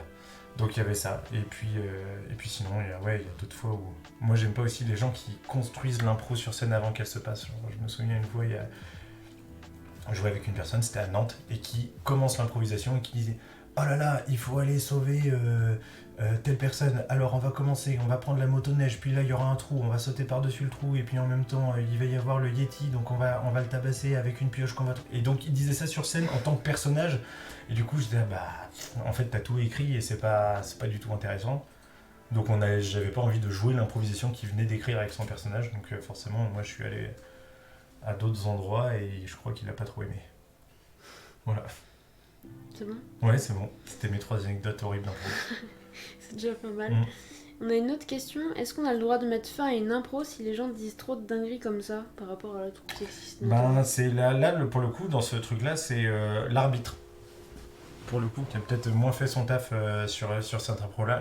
L'arbitre, il est garant que la rencontre se passe bien. Et là, il aurait très bien pu siffler des fautes. En l'occurrence, il aurait pu siffler un cabotinage, une rudesse ou plein de choses. Enfin voilà, il aurait pu siffler une faute pour dire au comédien attention, là c'est pas ok ce que t'es en train de jouer, lui mettre une sorte d'avertissement. Et sachant qu'en match d'improvisation, si on a 2 fautes individuelles, on est exclu du jeu, c'est-à-dire qu'on sort et qu'on arrête de jouer. Donc s'il avait mis une faute, ça aurait été un avertissement. Donc oui, après on peut mettre fin à... En fait, il y a plein de manières. L'arbitre peut siffler une faute en disant arrêtez d'aller là-dedans, on va vers autre chose parce que là c'est pas ok. Si jamais il n'y a pas d'arbitre, on peut faire confiance, on dit ceux qui restent sur le banc, ça veut dire ceux qui sont pas en jeu. Et en fait, si on sent qu'on a une collègue qui est en difficulté sur scène, on peut faire une autre scène pour couper la scénette et éviter qu'elle s'enfonce dans quelque chose d'horrible et faire une autre scénette plus soft ou qui va vers un autre univers ou dans un truc plus intéressant. Donc voilà. Après, c'est difficile. Soit si l'improvisation est censée durer 5 minutes, en fait on est obligé entre guillemets d'aller au-delà d'aller au bout de ces 5 minutes. Et sinon, non, on n'a pas trop le droit. Ça serait c'est difficile de couper l'impro et de sortir de son personnage et non, j'arrête de jouer, ça créerait forcément un malaise pour le public, pour les joueurs, pour tout le monde, donc on évite de faire ça. Une autre question, Orange, qui demande, qui dit « J'ai découvert le théâtre d'improvisation en France, y a-t-il aussi une culture du théâtre d'impro ailleurs dans le monde ?» Là où il y a la plus grosse culture de théâtre d'improvisation, c'est au Canada, au Québec particulièrement, mais où là, je crois qu'ils en font, même ça fait partie un peu comme le PS et ce genre de choses, c'est obligatoire au collège. Et donc là, il y a vraiment une grosse culture de l'improvisation théâtrale. Et oui, il y en a dans plein de pays. J'ai joué contre une troupe d'improvisation marocaine, suisse. J'ai pas joué, mais j'ai un copain qui a fait ses études en Suisse et un copain du Léchaud qui a fait ses études en Suisse et il était dans une troupe d'improvisation en Suisse et je sais que ma troupe a rencontré cette troupe suisse mais moi j'étais pas là. Et puis belge, et ça arrive souvent aussi qu'il y ait les championnats du monde francophones d'improvisation où là il y a non parce que Claude disait en Belgique on connaît pas nous. Bah si. Ah oui. C'est juste toi qui connais pas Claude. Ça existe. C'est pas très très courant, mais ça dépend vraiment en fait. Je pense que une fois qu'on a le nez dedans, on en voit un peu partout, mais si ça existe en Belgique. On n'a plus de questions pour l'instant. Ok. Ils sont en train de réfléchir le chat. Et toi, t'as posé toutes tes questions ? Bah ouais, parce que finalement, avec les autres questions, ça s'est croisé et t'as répondu à tout ce que j'avais déjà. Et puis avec les questions du chat, finalement, t'y réponds aussi, donc je vais pas te faire répéter ce que t'as déjà dit. Ok. Ça n'aurait pas trop de sens. Je pense que j'ai tout lu comme question dans le chat. Mais en tout cas, elles sont cool, vos questions dans le chat. C'est un bon chat. Ouais, bon chat. Et t'as Bravo. ramené des gens aussi. Est-ce que vous avez d'autres questions, le chat? Ah, Saina. Est-ce qu'il y a une analyse de l'improvisation après les performances au sein de la troupe? De l'ADP Une analyse de la pratique? Est-ce qu'il y a eu... Elle a dit quoi? Non, vas-y, continue. Il y a... Des fois, il y a un peu... Alors, souvent, c'est pas vraiment... C'est rarement à la fin, parce que souvent, on est... c'est quand même un sentiment un peu particulier, et globalement, on a le ressenti. On sait si, si ça a bien pris entre les différents joueurs, joueuses. Donc, on le ressent. Donc, si ça n'a pas pris, inutile de remuer le couteau dans la plaie à chaud. Après, à froid, on peut effectivement analyser, se demander pourquoi, comment. Mais c'est plutôt au milieu, souvent, dans les improvisations, c'est 2 fois 45 minutes. Et au milieu, on se donne un peu de... Attention, là, vous êtes beaucoup dans tel univers, essayez d'aller un peu autre part. Là, toi, t'as pris beaucoup le personnage principal, essaye de prendre des personnages secondaires et de donner du service. Toi, peut-être, essaye de te mettre au défi, t'es souvent dans tel truc, essaye d'aller plutôt là-dedans. Donc c'est plutôt au milieu, un peu pour se donner un coup de boost, qu'on se donne une analyse, ou souvent, la plupart du temps, c'est parler plus fort, parce qu'au fond, on vous entend pas, machin. Donc il y a ça. Et puis, des fois, c'est pas vraiment de l'analyse de pratique, mais c'est un truc qu'on aimerait faire plus et qu'on essaye de faire un petit peu. Vendredi dernier, je suis allé voir ma troupe jouer, mais moi, j'ai pas joué. Mais en même temps, j'étais de temps en temps sur mon téléphone en disant « Ah, là, peut-être qu'il y a ça à creuser, à approfondir. » Et donc, en entraînement, on va se redire un peu les choses de... là, il y a peut-être ça à creuser, ou là, c'était hyper chouette, il faut pas hésiter à retourner un peu là-dedans. Donc, c'est un peu de l'analyse de pratique d'impro, mais non, on n'a pas vraiment de... C'est pas institutionnalisé. Alors, on a Chacha qui dit: est-ce que tu peux nous mimer Chat Noir? Tu peux peut-être raconter aussi. Ou je peux raconter, Chat Noir. C'est Charlotte. Oui. Bonjour Charlotte. Charlotte, c'est ma collègue éducatrice de jeunes enfants avec qui je travaillais dans un hôpital, et sur les derniers mois où je travaillais là-bas, les enfants étaient à fond sur Ladybug et Chat Noir, Miraculous. Donc on chantait beaucoup, et pour le carnaval, on s'est déguisé, Charlotte en Ladybug et moi en Chat Noir. Mimer Chat Noir, c'est difficile parce qu'il est... Alors déjà, on dirait pas comme ça, mais l'espace, il est pas ouf. Et si je me déplace, je me prends un micro dans la tête. C'est pas très grand, ouais. Mais... Dans quoi je me lance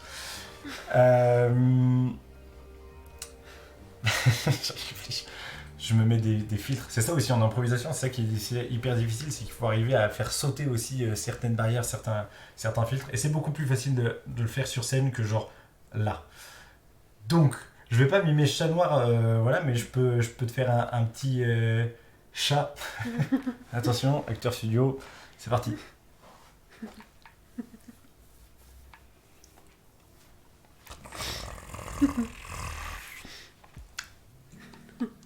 On est avec un chat dans le chat. Voilà. Chelou cette phrase. Alors, on a une autre question maintenant. Je vais pas m'en mettre du chat. Est-ce que le théâtre d'improvisation te sert dans ton milieu professionnel? Oui. Ne serait-ce que...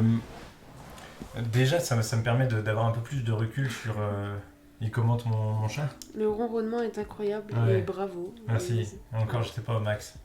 Il n'y a pas trop de place pour faire quoi que ce soit ici d'autre que de parler. Mais oui, ça me sert vachement, ne serait-ce que dans la relation avec les collègues, le fait de... Encore une fois, hein, je suis toujours en construction et loin d'être parfait, mais j'essaie d'être à l'écoute des propositions de mes collègues, me dire que, un peu comme en improvisation, que ma proposition n'est pas meilleure que celle d'en face et que c'est plus intéressant de construire ensemble. Donc là-dessus, ça me sert vachement. Et puis avec les enfants, oui, ça me sert un petit peu sur si on fait des jeux d'expression corporelle ou de ce genre de choses. Ou là, l'autre jour, Lauriane, si t'es sur le chat, t'as assisté à ça, mais on a fait un théâtre d'ombre avec les enfants, et les enfants ont choisi plusieurs personnages, et j'ai inventé une histoire en théâtre d'ombre. C'était assez rigolo. Où avec les enfants hospitalisés, on avait fait aussi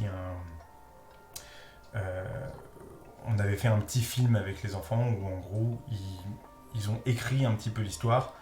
Et moi, mon objectif, c'était ça, c'était que ce soit leurs idées, c'était pas moi qui leur donnais le scénario et qu'ils le jouaient, c'était que c'était eux qui impulsaient le truc. Et en fait, l'improvisation, ça m'a bien aidé parce que plutôt que me dire oh, faut pas qu'il ait cette idée-là parce que ça a plus rien à voir avec le scénario, bah là, du coup, c'était intéressant parce que je me disais, bah en fait, ok, ton idée, elle est cool et on va essayer de l'intégrer au scénario.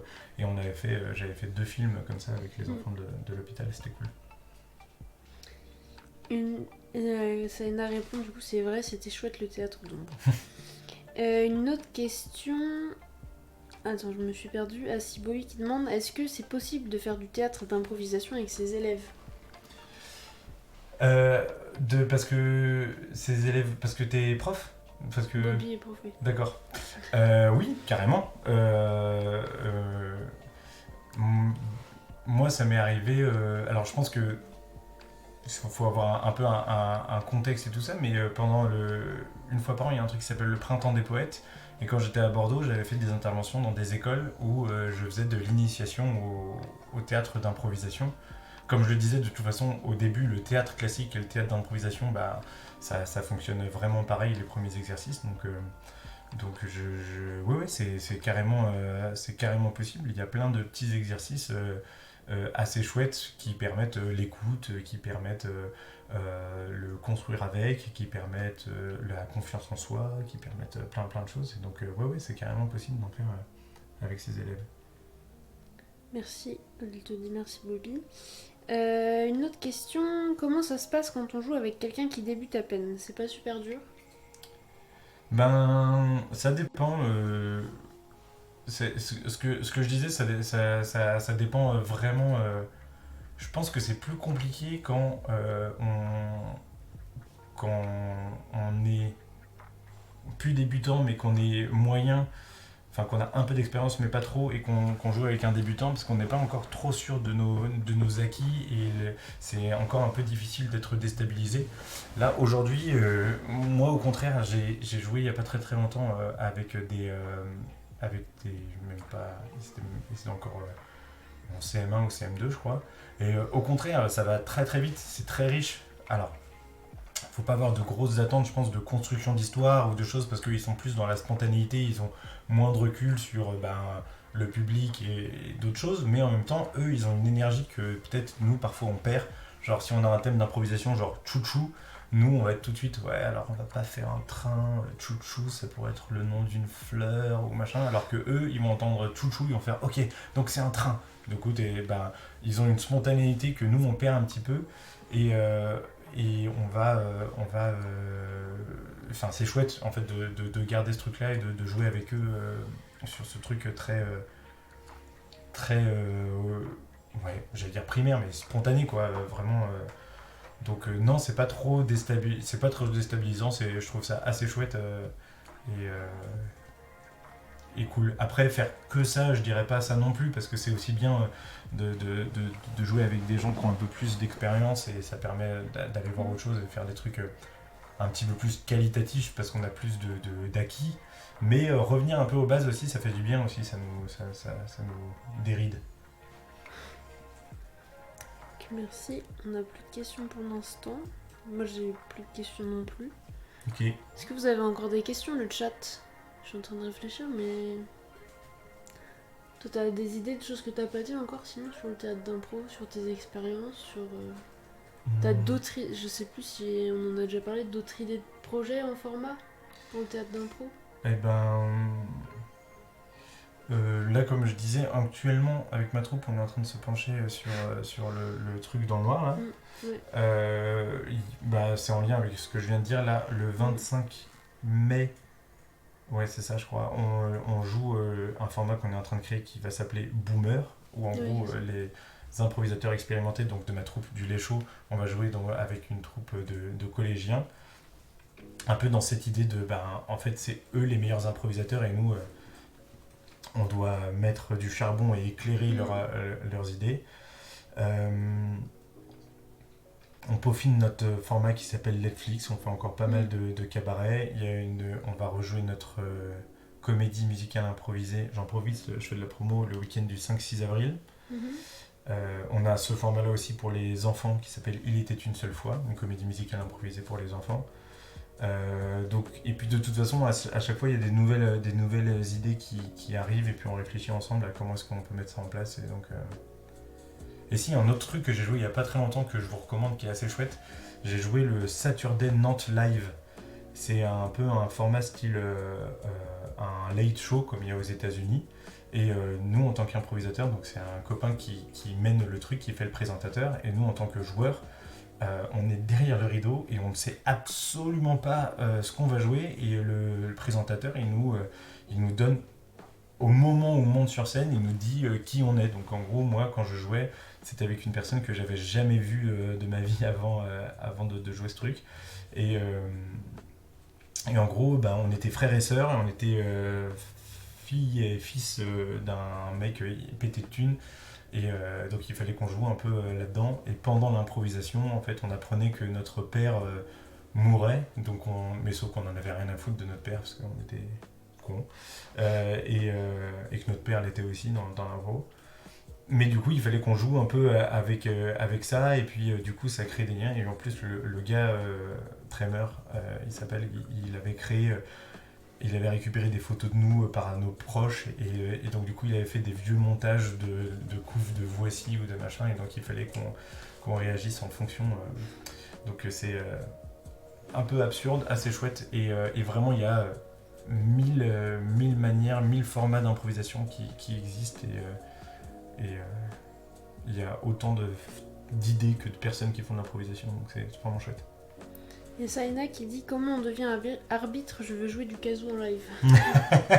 Oui, mais c'est pour ça en plus, ton kazoo, quand je l'ai vu, j'étais il faut vraiment que je. Et comment on devient arbitre Alors théoriquement, il n'y a pas trop besoin, on peut être arbitre d'improvisation juste en connaissant un peu les fautes et c'est là où on siffle. En vrai. Moi, j'ai fait 2 formations d'arbitrage assez pointues. Non, mais en gros, pendant pas mal de temps, j'ai fait un week-end où pendant 2 jours, on se formait aux bases d'arbitre. Ensuite, j'ai fait... je crois que c'était un long week-end, genre 3 jours, avec un mec de la LNI, donc du Canada, pour pareil se former à l'arbitrage. Et pendant pas mal de temps, j'étais assistant arbitre dans les matchs d'improvisation. Il y a des arbitres qui sont garants et qui jouent du kazoo et qui sifflent les fins d'impro et qui font les thèmes. Mais il y a des assistants arbitres qui sont là pour le comptage et tout ça. Et donc moi j'étais assistant arbitre, mais pour le coup, je construisais, on appelle ça le barillet, parce qu'en fait tous les thèmes sont mis dans un barillet comme au loto ou un barillet, enfin bref, en gros on tourne, et puis on prend une improvisation au hasard. Donc on appelle ça le barillet. Et donc j'ai vraiment, pendant plusieurs mois, avant d'arbitrer moi-même des matchs, été assistant arbitre pour construire des barillet, donc des thèmes, des catégories d'improvisation avec certaines personnes et ça m'a permis un peu de voir un petit peu plus large. Et en vrai, c'est hyper formateur, mais t'es pas trop dans l'improvisation, mais en tant que joueur, quand on commence un peu à tourner en rond, le fait de faire de l'arbitrage, ça nous force à prendre du recul, à avoir une analyse de la scène, dire en fait là ça marche pas, mais comment ça se fait que ça marche pas, et de trouver un peu, et de donner des outils. L'arbitre, s'il siffle une faute, c'est pas pour embêter les comédiens, mais il peut dire s'il fait ça, c'est retard de jeu, ça veut dire que là, vous êtes en train de patauger dans la semoule, faites des choses qui avancent. Ou alors, s'il fait ça, il va dire là, vous cabotinez. Ou il va dire, il va siffler un truc qui s'appelait le cliché. Ça fait 5 fois, vous faites le même personnage. Essayez d'aller voir autre chose. Donc en gros, c'est hyper formateur et c'est assez chouette. Et moi, j'aime beaucoup arbitrer les matchs. Donc si un jour j'arbitre, je t'emprunterai peut-être ton kazoo. Comme ça, tu le verras en live. Alors, une question d'Orange maintenant. Y a-t-il une différence entre le stand-up de comédie et le théâtre d'impro? Connaissant des humoristes de stand-up qui improvisent en dialoguant avec le public. Ben oui, pour moi il y a une vraie différence parce que le stand-up il y a quand même un gros fil rouge qui est très très très écrit et il y a un peu d'improvisation parce que il faut prendre en considération le public et donc réagir en fonction de ce que disent de ce que dit le public. En général, le stand-up, l'objectif, j'en vois pas beaucoup d'autres, mais c'est de faire marrer quoi. Donc en tant que stand-upper, quand on va. Enfin, je dis on, mais moi je fais pas du tout de stand-up. Mais quand je vois des stand-uppers faire un peu d'impro ou partager des trucs d'improvisation, c'est qu'ils vont interagir avec le public et ils vont un peu charrier la personne qu'ils interviewent ou enfin, à qui ils posent la question, ou prendre un peu de recul ou extrapoler l'idée. Genre, s'il a un métier un peu farfelu, il va tourner un peu en dérision de ce que lui il en comprend du métier. Donc en fait, ça va plus être. Blaguer avec la proposition. Nous, dans l'improvisation, on va être plutôt dans construire avec quelque chose, une histoire ou, ou des petites scénettes. Enfin bref, on va être plutôt dans la construction de quelque chose que juste rebondir sur un truc. On va faire, c'est que ça de toute façon l'improvisation, c'est rebondir sur les idées de l'autre. Quelqu'un dit quelque chose, on rebondit dessus, il rebondit. Enfin voilà.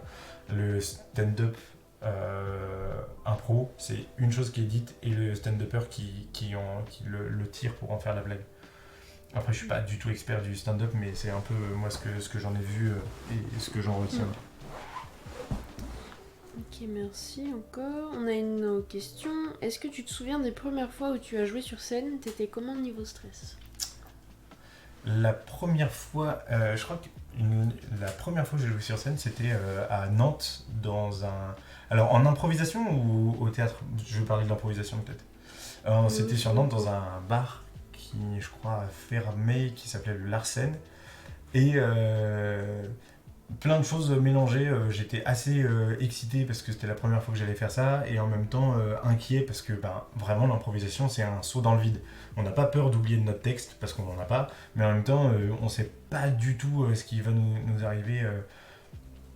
Et donc une fois, c'est vraiment, en fait je me sentais un peu comme en haut d'un plongeoir quand il va falloir sauter, donc il y a un peu ce stress. Mais une fois que ça a commencé, c'est comme quand on a sauté du plongeoir, de toute façon on ne peut pas reculer et donc en fait il n'y a plus qu'à atterrir dans l'eau. Et donc une fois que ça avait commencé, j'étais plus trop stressé et puis ça se passait plutôt bien. Sauf, c'est ça aussi, un gros travail que là, c'est le public, c'est à vous de le faire. C'est les thèmes. C'est qu'en fait, souvent, les thèmes qu'on a en improvisation, il y a celle qui s'occupe de nous mettre en difficulté, c'est le maître de cérémonie ou l'arbitre. Mais le public en général, c'est pas trop son rôle. Nous, on va forcément être un petit peu en difficulté, mais les thèmes que le public, ce qu'on demande quand on dit au public choisissez un thème, c'est faut que ce soit quelque chose que vous ayez envie de voir parce que nous, ça va nous inspirer et on va créer quelque chose de qualité. Donc en gros, si je dis ça, c'est parce que la première fois que j'ai fait un cabaret d'improvisation, je suis tombé comme thématique, c'était la bataille des surémis dans l'espace. Et ça, en fait, on peut en faire quelque chose, mais ça sera jamais hyper intéressant. Donc, mis à part à sauter un peu et en faisant un truc un peu chelou, c'est pas. Donc, ce genre de choses, c'est pour ça qu'on demande souvent des trucs pas très politiques, parce que sinon on se retrouve avec des thèmes genre ACAB Macron. Et ACAB Macron le Covid, en fait, nous on est aussi un peu là pour sortir de ces univers-là. Donc, mais faire des thèmes d'improvisation, c'est jamais très très facile. Mais en gros, ce que je veux dire par là, en tant que public, essayez si vous écrivez des thèmes d'improvisation, si ça vous arrive, essayez de vous dire j'aimerais bien que le titre ce soit une histoire. En gros, si c'était le titre d'un film au cinéma, vous auriez envie de payer pour ça. Pas sûr que vous ayez envie de dépenser 15 balles pour aller voir la bataille des surémis dans l'espace, quoi. Ou alors vous le téléchargeriez. Voilà. Du coup, il disait sinon les deux sur la première fois aussi au théâtre, j'imagine. pas que d'impro. La première fois au théâtre. Ouais. Oui, la première fois au théâtre. En fait, moi, du coup, j'ai commencé par le théâtre classique, mais j'ai commencé au lycée. Donc, du coup, la première fois, je crois que j'ai commencé sur scène, c'était. Si, il y a un vrai track. Je me souviens, j'étais en train de me ronger les ongles et je faisais des allers-retours sur la scène en essayant de me rappeler mon texte et tout. Mais il y a vraiment eu un super plaisir. Et puis, en fait, c'est quand même une fierté, un truc, une fois qu'on a réussi d'aller au bout des choses. On est fier de ce qu'on a fait et c'est quand même très gratifiant et chouette, surtout en plus quand on voit que le public a apprécié aussi.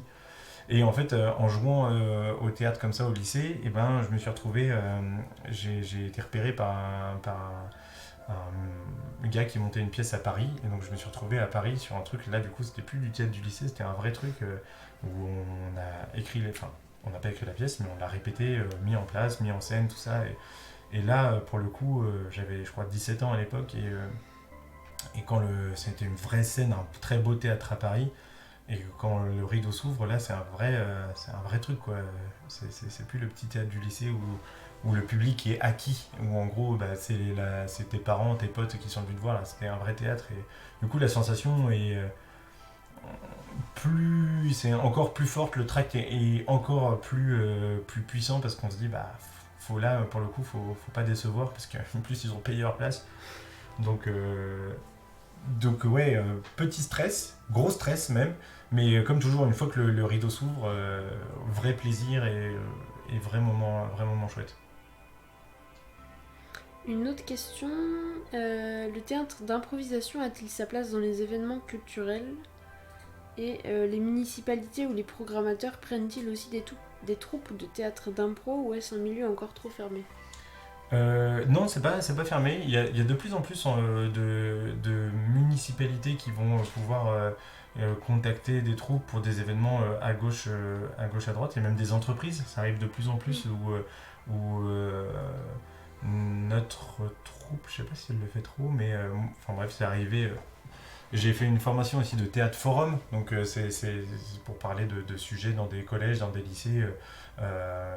Donc on intervient. Ça fait longtemps que je ne l'ai pas fait, mais j'intervenais pour faire ça. Et donc il y a beaucoup d'improvisation là-dedans. Et ouais, si, les municipalités. Donc ouais, dans les entreprises, souvent c'est après des séminaires, il y a des improvisateurs qui vont participer au séminaire et qui vont repérer des petits sujets pour conclure un peu le séminaire. Ils vont faire un petit truc d'improvisation permettant un peu de souffler, de rigoler un petit peu tout en reprenant des idées qui ont été données. Et dans les municipalités, si, ça nous arrive de jouer sur des petits festivals, sur des petites choses comme ça. Et donc, en tout cas, le milieu n'est pas fermé, souvent il n'est pas connu. Et même, en vrai, l'avantage de l'improvisation, c'est qu'il n'y a pas besoin de grand-chose. Pendant pas mal d'années, j'ai organisé un festival de musique, et je sais plus, peut-être une semaine du début du festival, il y a 2 groupes de la petite scène qui ont annulé, et je faisais venir ma troupe d'improvisation de l'époque pour faire un spectacle pour enfants à la fin pour conclure un peu le festival. Et donc du coup, on n'avait rien pour cette petite scène, et en fait au dernier moment, j'ai dit aux gens de ma troupe, j'ai dit là, on est vraiment dans la merde, est-ce que vous seriez ok pour faire un petit truc d'improvisation, sachant pas du tout ce que ça allait donner, parce que c'était un festival de musique, donc assez bruyant, machin et tout, et là on allait proposer un truc sur la petite scène, et que c'était pas vraiment programmé et machin, et en fait ça a hyper bien pris, le public était hyper réceptif, et c'est vraiment un super chouette souvenir. Donc si, on n'est pas fermé, on s'adapte à plein de choses, et donc voilà. Une autre question, c'est quoi un thème bien construit en formulation de phrases principalement ? Souvent, nous dans ma troupe, on a fait des thèmes 2.0, on appelle ça. À la base, on avait fait Avant, quand on donnait des thèmes publics, on mettait thème 2 points et le public était libre. Mais en fait, c'était pas évident. En gros, il y a plein de choses. Vous pouvez aller sur Netflix et vous prenez le titre de n'importe quel épisode de n'importe quelle série, et ça sera un bon thème d'improvisation. Le titre d'un bouquin. c'est un bon thème. Le titre d'une chanson pas très connue, parce que si c'est une chanson connue, genre, j'en sais rien, si vous dites Alexandrie, Alexandra, ben déjà en thème d'improvisation, ce serait pas. Quoique, en vrai, Alexandrie, Alexandra, sorti de son contexte, ça pourrait presque être un bon thème d'improvisation, mais là, comme c'est trop connoté avec Claude François, ben c'est ça qui va faire défaut au thème. Ou sinon le titre, donc il y a ça, sinon vous prenez un titre d'une chanson étrangère, genre en anglais et vous la traduisez en français, par exemple quelque part au-delà de l'arc-en-ciel, ben ça c'est un bon thème d'improvisation. Ou un... J'ai dit titre de livre?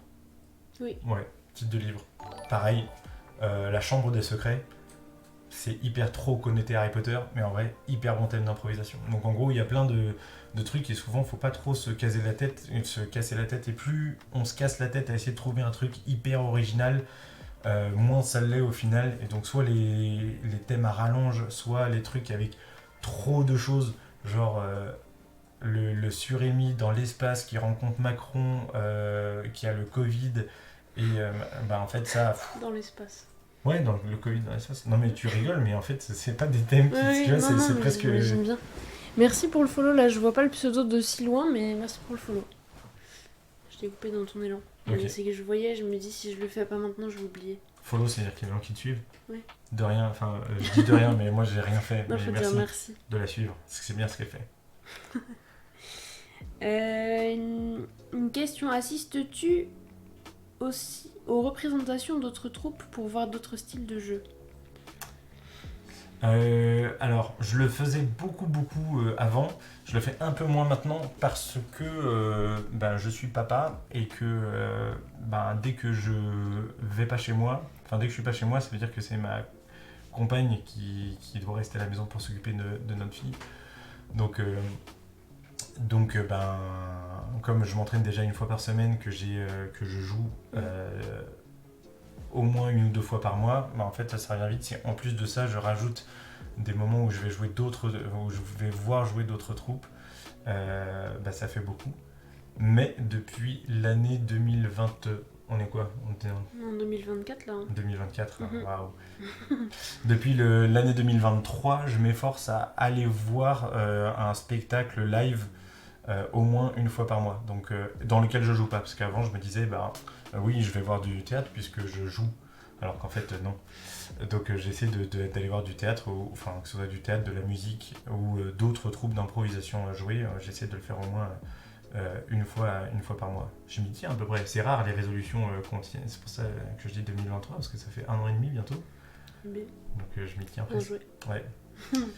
Mais donc non, je vais pas voir beaucoup. En tout cas, sur Nantes, je suis pas allé voir beaucoup d'autres troupes jouer. Ok. Je pensais. Je sais pas si ça te dit quelque chose. Ce pseudo, mais ça doit être quelqu'un que tu connais, Saucisse. Ouais, non, je ne sais pas. De rien, mais je ne sais pas qui t'es, Saucisse. Est-ce que le chat, vous avez d'autres questions? Tu peux te servir en attendant qu'il pose des Yes. questions. Des muffins. Si tu connais, tu dois connaître Saucisse. Hein. Bah oui, mais je sais pas qui. Parce que c'est mignon, mais. Parce qu'il est marqué quoi? Si tu le connais. Et KLR aussi, tu connais. Oui, Claire, je la connais. Ouais, Parce qu'elle s'appelle Claire. ouais, ok. Et Saucisse, c'est Fred. Fais des devinettes. C'est chiant. C'est comme les gens que quand tu dis j'ai perdu mon numéro de téléphone, est-ce que vous pouvez me renvoyer vos numéros? Ils disent c'est moi. C'est relou ça. C'est qui toi? Bah devine. Arrêtez de faire Oui, ça. c'est bon. Oui, la réponse est oui. Ah, c'est Fred. Coucou Fred. Parce que Fred, je faisais de l'impro avec lui à Bordeaux. Ok. Et maintenant, on fait des comédies musicales. Vous pourrez retrouver Saucisse sur la comédie musicale improvisée La La L'air. De toute façon, j'avais noté les dates, moi, sur mon truc. Et bien, voilà. En vrai, on a quand même... Enfin, moi, j'ai pas dit grand-chose, mais t'as quand même parlé bien longtemps, là. Oui, hein. En même temps, c'est le but, Oui. que tu parles. faut que tu mettes la recette parce que ça, c'est bon, ça. Mais C'est c'est toujours la même, hein. C'est au yaourt? Ouais. Bah, c'est Mais du bon yaourt. chocolat. Du chocolat suisse. Enfin, ouais. Parce que vous voyez ce que je mange, et moi, je mange ce que je mange. Et c'est incroyable. Alors, où est-ce qu'on peut aller te voir, demande Bobby. Vous pouvez me voir, je joue environ, enfin, ma troupe, et du coup assez régulièrement moi, une fois par mois. À Nantes, on joue dans un bar qui s'appelle le Baril, sur l'île de Nantes. En général, c'est le dernier vendredi du mois. Et un mois sur deux, on joue au bras de fer. Là, c'est les mercredis, et c'est plutôt au milieu de mois. Pareil, c'est un bar sur l'île de Nantes. Et sinon, on joue, après en plus de ça, on a des invitations et différentes dates. Et on joue à la Fabrique à Impro. On a un format aussi qui s'appelle Impulsion. On aime beaucoup la musique dans ma troupe. Et donc là, c'est un format qui s'appelle Impulsion où il n'y a pas de présentateur, c'est une voix off et il va demander aux gens du public de donner une impulsion. Donc nous, en tant que joueurs, on ne sait pas trop à quoi s'attendre. Et le public va choisir parmi 3 choses. En général, ça va être des musiques. Donc, par exemple, il va dire plutôt une musique. Le présentateur va dire, il va nommer quelqu'un du public, genre Amélie. Oui, je me suis déjà. Tu as déjà cité ça. Ouais. Amélie, est-ce que tu veux une musique calme, une musique moyenne ou une musique grosse énergie qui tue? Et Amélie va choisir et le DJ va envoyer une musique qui correspond à ce qu'Amélie a dit et nous on doit improviser en conséquence. Donc ça, on joue ça, je vais avoir peur de dire des bêtises mais en gros la meilleure chose c'est aller voir sur l'Insta ou le Facebook de ma compagnie qui s'appelle la Compagnie du lait chaud. Ça ressemble à une sorte de petit fantôme, alors qu'en vrai c'est une goutte de lait à l'envers. Et là vous aurez toutes les dates et tous les Ouais, moments. si vous êtes sur mon Discord, il y a les liens dans événements, je les republierai après le live là. Mais il y a toutes les infos. Même moi je regarde parce que je vous repartagerai sur Instagram aussi. Chacha qui dit qu'elle aime beaucoup ce concept, merci Chacha. Ah, Streamlabs qui fait des bêtises. C'est toi qui as voulu lancer un sondage Orange? Orange. C'est toi qui as voulu lancer le sondage? Oui? Non? Ok. Bon, le sondage, faut pas en prendre compte, j'imagine. Et je sais pas trop ce qu'il fait le... Il est parti tout seul là, ok. Bah on peut demander au chat de voter quand même. Est-ce que vous connaissiez déjà le théâtre d'impro, le chat, avant d'être là ce soir? Je sais la réponse de pas mal de personnes, mais... Bonsoir Xelio Prime, comment tu vas? Oui de non. Bobby, oui, tu connaissais, parce que j'en ai déjà parlé. Non, tu connais pas Xelio Prime. Oui, via mon invité. Oui, mais t'es jamais allé le voir, oui. Bon, je vais pas lire toutes les réponses, puisque sinon je vais juste dire oui. Oui, non. Oui, non, oui, non. Oui. Mais c'est chouette déjà, je trouve ça cool. Ça fait toujours plaisir aussi d'avoir des nouvelles personnes, souvent dans le public, quand on présente un format d'improvisation, on demande toujours s'il y a des gens qui n'ont jamais vu d'improvisation, parce que ça permet d'être plus précis sur les choses qu'on propose. Et c'est toujours agréable de se dire, ah en fait il y a des gens qui n'ont jamais vu et qui découvrent ça pour la première fois, donc c'est chouette. Donc tous ceux qui ont dit non, je vous recommande d'aller en voir. Et puis après, si c'est une fois où je suis là et que vous voulez qu'on en échange en descente de scène, ce sera avec plaisir. Mais faudrait que j'emmène Bobby et Trias. Il faut que je les récupère. Ok. Bobby et Trias. Voilà. La vraie question, qui est déjà allé voir du théâtre? Moi, non. Bah moi, du coup, théâtre d'impro plusieurs fois. J'ai vu un théâtre d'impro à la Fabrique à Impro où c'était la LFI, je crois, justement. La LNI. La LNI, pardon. La LFI, c'est autre chose. La LNI. Et je sais plus, je crois que c'était la Poule. Ouais, c'est très possible. Je crois que c'était eux. Saïna, tu es allé voir du théâtre d'impro, mais parce que t'en as fait au collège. Ah, je savais même pas. Oh. On en apprend des choses. Alors. Tu nous as caché ça, Saïna, depuis tout ce temps. Bah voilà. Est-ce que tout le monde a répondu? Je sais pas. Orange, t'as pas répondu. Mais je sais bien la réponse, mais... Moi aussi, je sais. Eh bien... Je pense qu'on a fait le tour. Xelio Prime, t'arrives vraiment à la fin. Parce qu'on a vraiment fait pas mal de questions. Enfin, franchement, je vois pas ce qu'on peut dire de plus. Hein. Ouais, on a bien... J'ai plus d'idées. Le chat n'a plus d'idées. C'est trop bien, allez en voir. Tu fais la promo Orange. Désolé, les enfants m'ont retenu. Eh bien, tu pourras aller voir la rediff. Qui sort demain soir à 18h sur ma chaîne YouTube. Ouais, justement, Orange qui dit la rediff sera dispo. C'est pas une rediff longue finalement, contrairement aux rediffs complètes de live quand je joue. Donc ça se fera bien. J'ai aucune idée, il est quelle heure? 21h40. Ouais, quand même. Hein. Je suis Toi bavard. qui disais 20 minutes, bah non. Ouais, non. Non, c'était sûr. Hein. Je savais que ça allait être long. Un comédien qui fait du théâtre d'impro joue à quoi comme jeu vidéo? Ah, bonne question. Actuellement, en fait, je suis pas un gros... Je suis en train de réfléchir dans ma tête à tous les jeux auxquels je joue. Je sais pas trop si mes jeux sont en lien avec le théâtre d'improvisation. Parce que par exemple, un truc que j'ai jamais fait, mais j'ai toujours voulu faire, j'ai jamais... Alors c'est pas du jeu vidéo, mais c'est du... Tu vois de quoi je parle là, le jeu de rôle. Ah J'ai oui. jamais fait de jeu de rôle, alors que je sais qu'il y a une grosse part d'improvisation. Et c'est... Bah, faut que je me relance, mais je pourrais t'inviter à en faire. Bah oui, mais en fait, j'ai eu J'ai énormément les de bouquins, ça. là. J'ai eu plein de gens qui m'ont dit « Ah non, mais je vais te proposer de venir faire du jeu de rôle » et j'en ai jamais fait. Donc ça, je réponds pas vraiment à la question, mais c'est un appel. Mais par contre, en ce moment, je joue un petit peu à Zelda sur Switch. Ah oui, c'est vrai.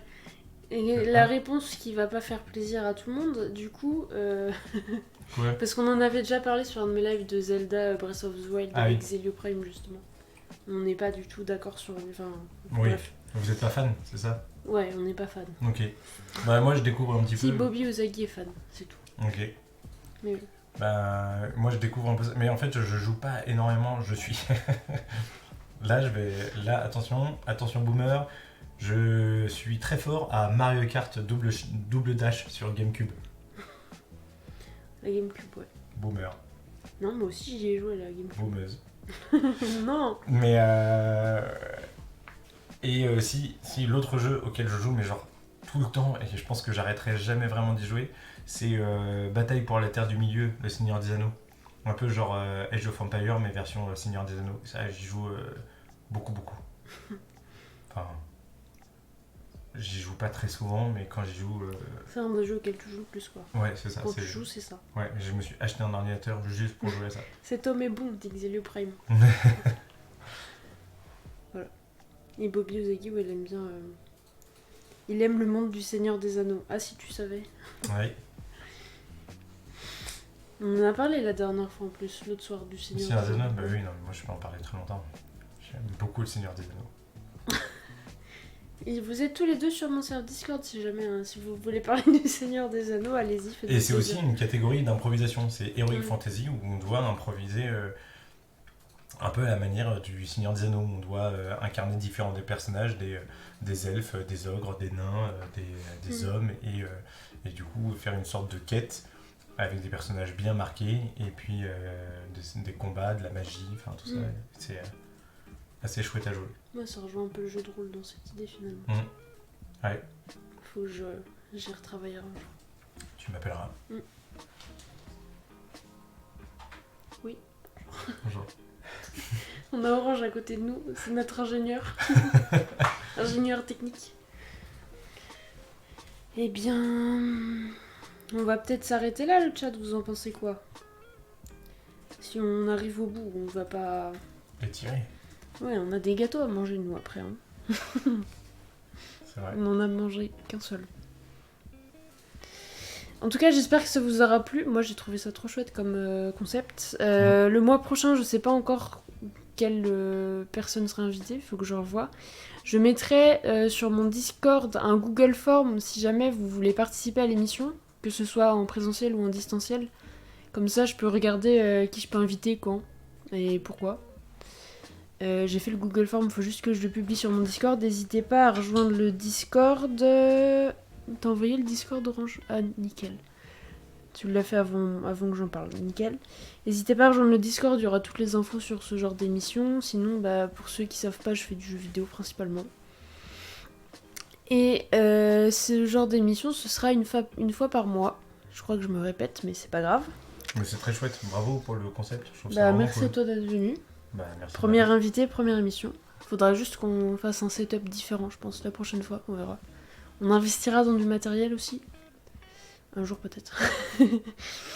Mais merci à vous, vous étiez très présents là. Ouais, merci pour vos questions, trop chouette. Ouais, le but de l'émission, oui, c'est vrai que j'avais expliqué, c'est de présenter un métier, une passion avec un invité. En gros, quelqu'un puisse venir parler de son métier ou de sa passion si ça lui fait envie. C'est juste ça. Enfin, juste. Et c'est parce que j'avais envie de pouvoir faire découvrir à un maximum de personnes des métiers et des passions. Pas forcément Je me perds dans ce que je raconte. J'ai pensé à Guy en premier parce que je me dis c'est quelque chose dont on n'entend pas forcément beaucoup parler aussi. Mettre en avant des métiers ou des passions qui sortent un peu du lot, ou justement expliquer un métier dont on dit je connais ce métier, mais finalement c'est quoi ce métier? Parce qu'on sait pas vraiment comment ça fonctionne. Je sais pas si j'étais claire. Si. Ok, super. En tout cas pour moi, oui. Ok, ça va. Merci à tous, en tout cas. Merci à Guy. Oui, Bobby a dit merci à Guy. Merci. De rien, Bobby. C'est ma soeur. De rien, sa sœur. Et bonne soirée tout le monde. Je fais quoi comme live demain? Désolée, je suis pas du tout à jour sur mon propre planning. Planning. Demain, je suis en live. Pas du tout demain. Je ne suis pas en live demain, je fais du montage de ce live justement. Jeudi, je suis en live sur du dessin. Vendredi, Baldur's Gate, je commence l'aventure. Et dimanche matin, Palworld, on continue de se promener avec Orange. Voilà. Merci à tous. Bonne dégustation des gâteaux. Oui, on va déguster tout ça. Bonne soirée tout le monde et bonne nuit. Voilà. Merci des bisous à tous tout le monde. et toutes.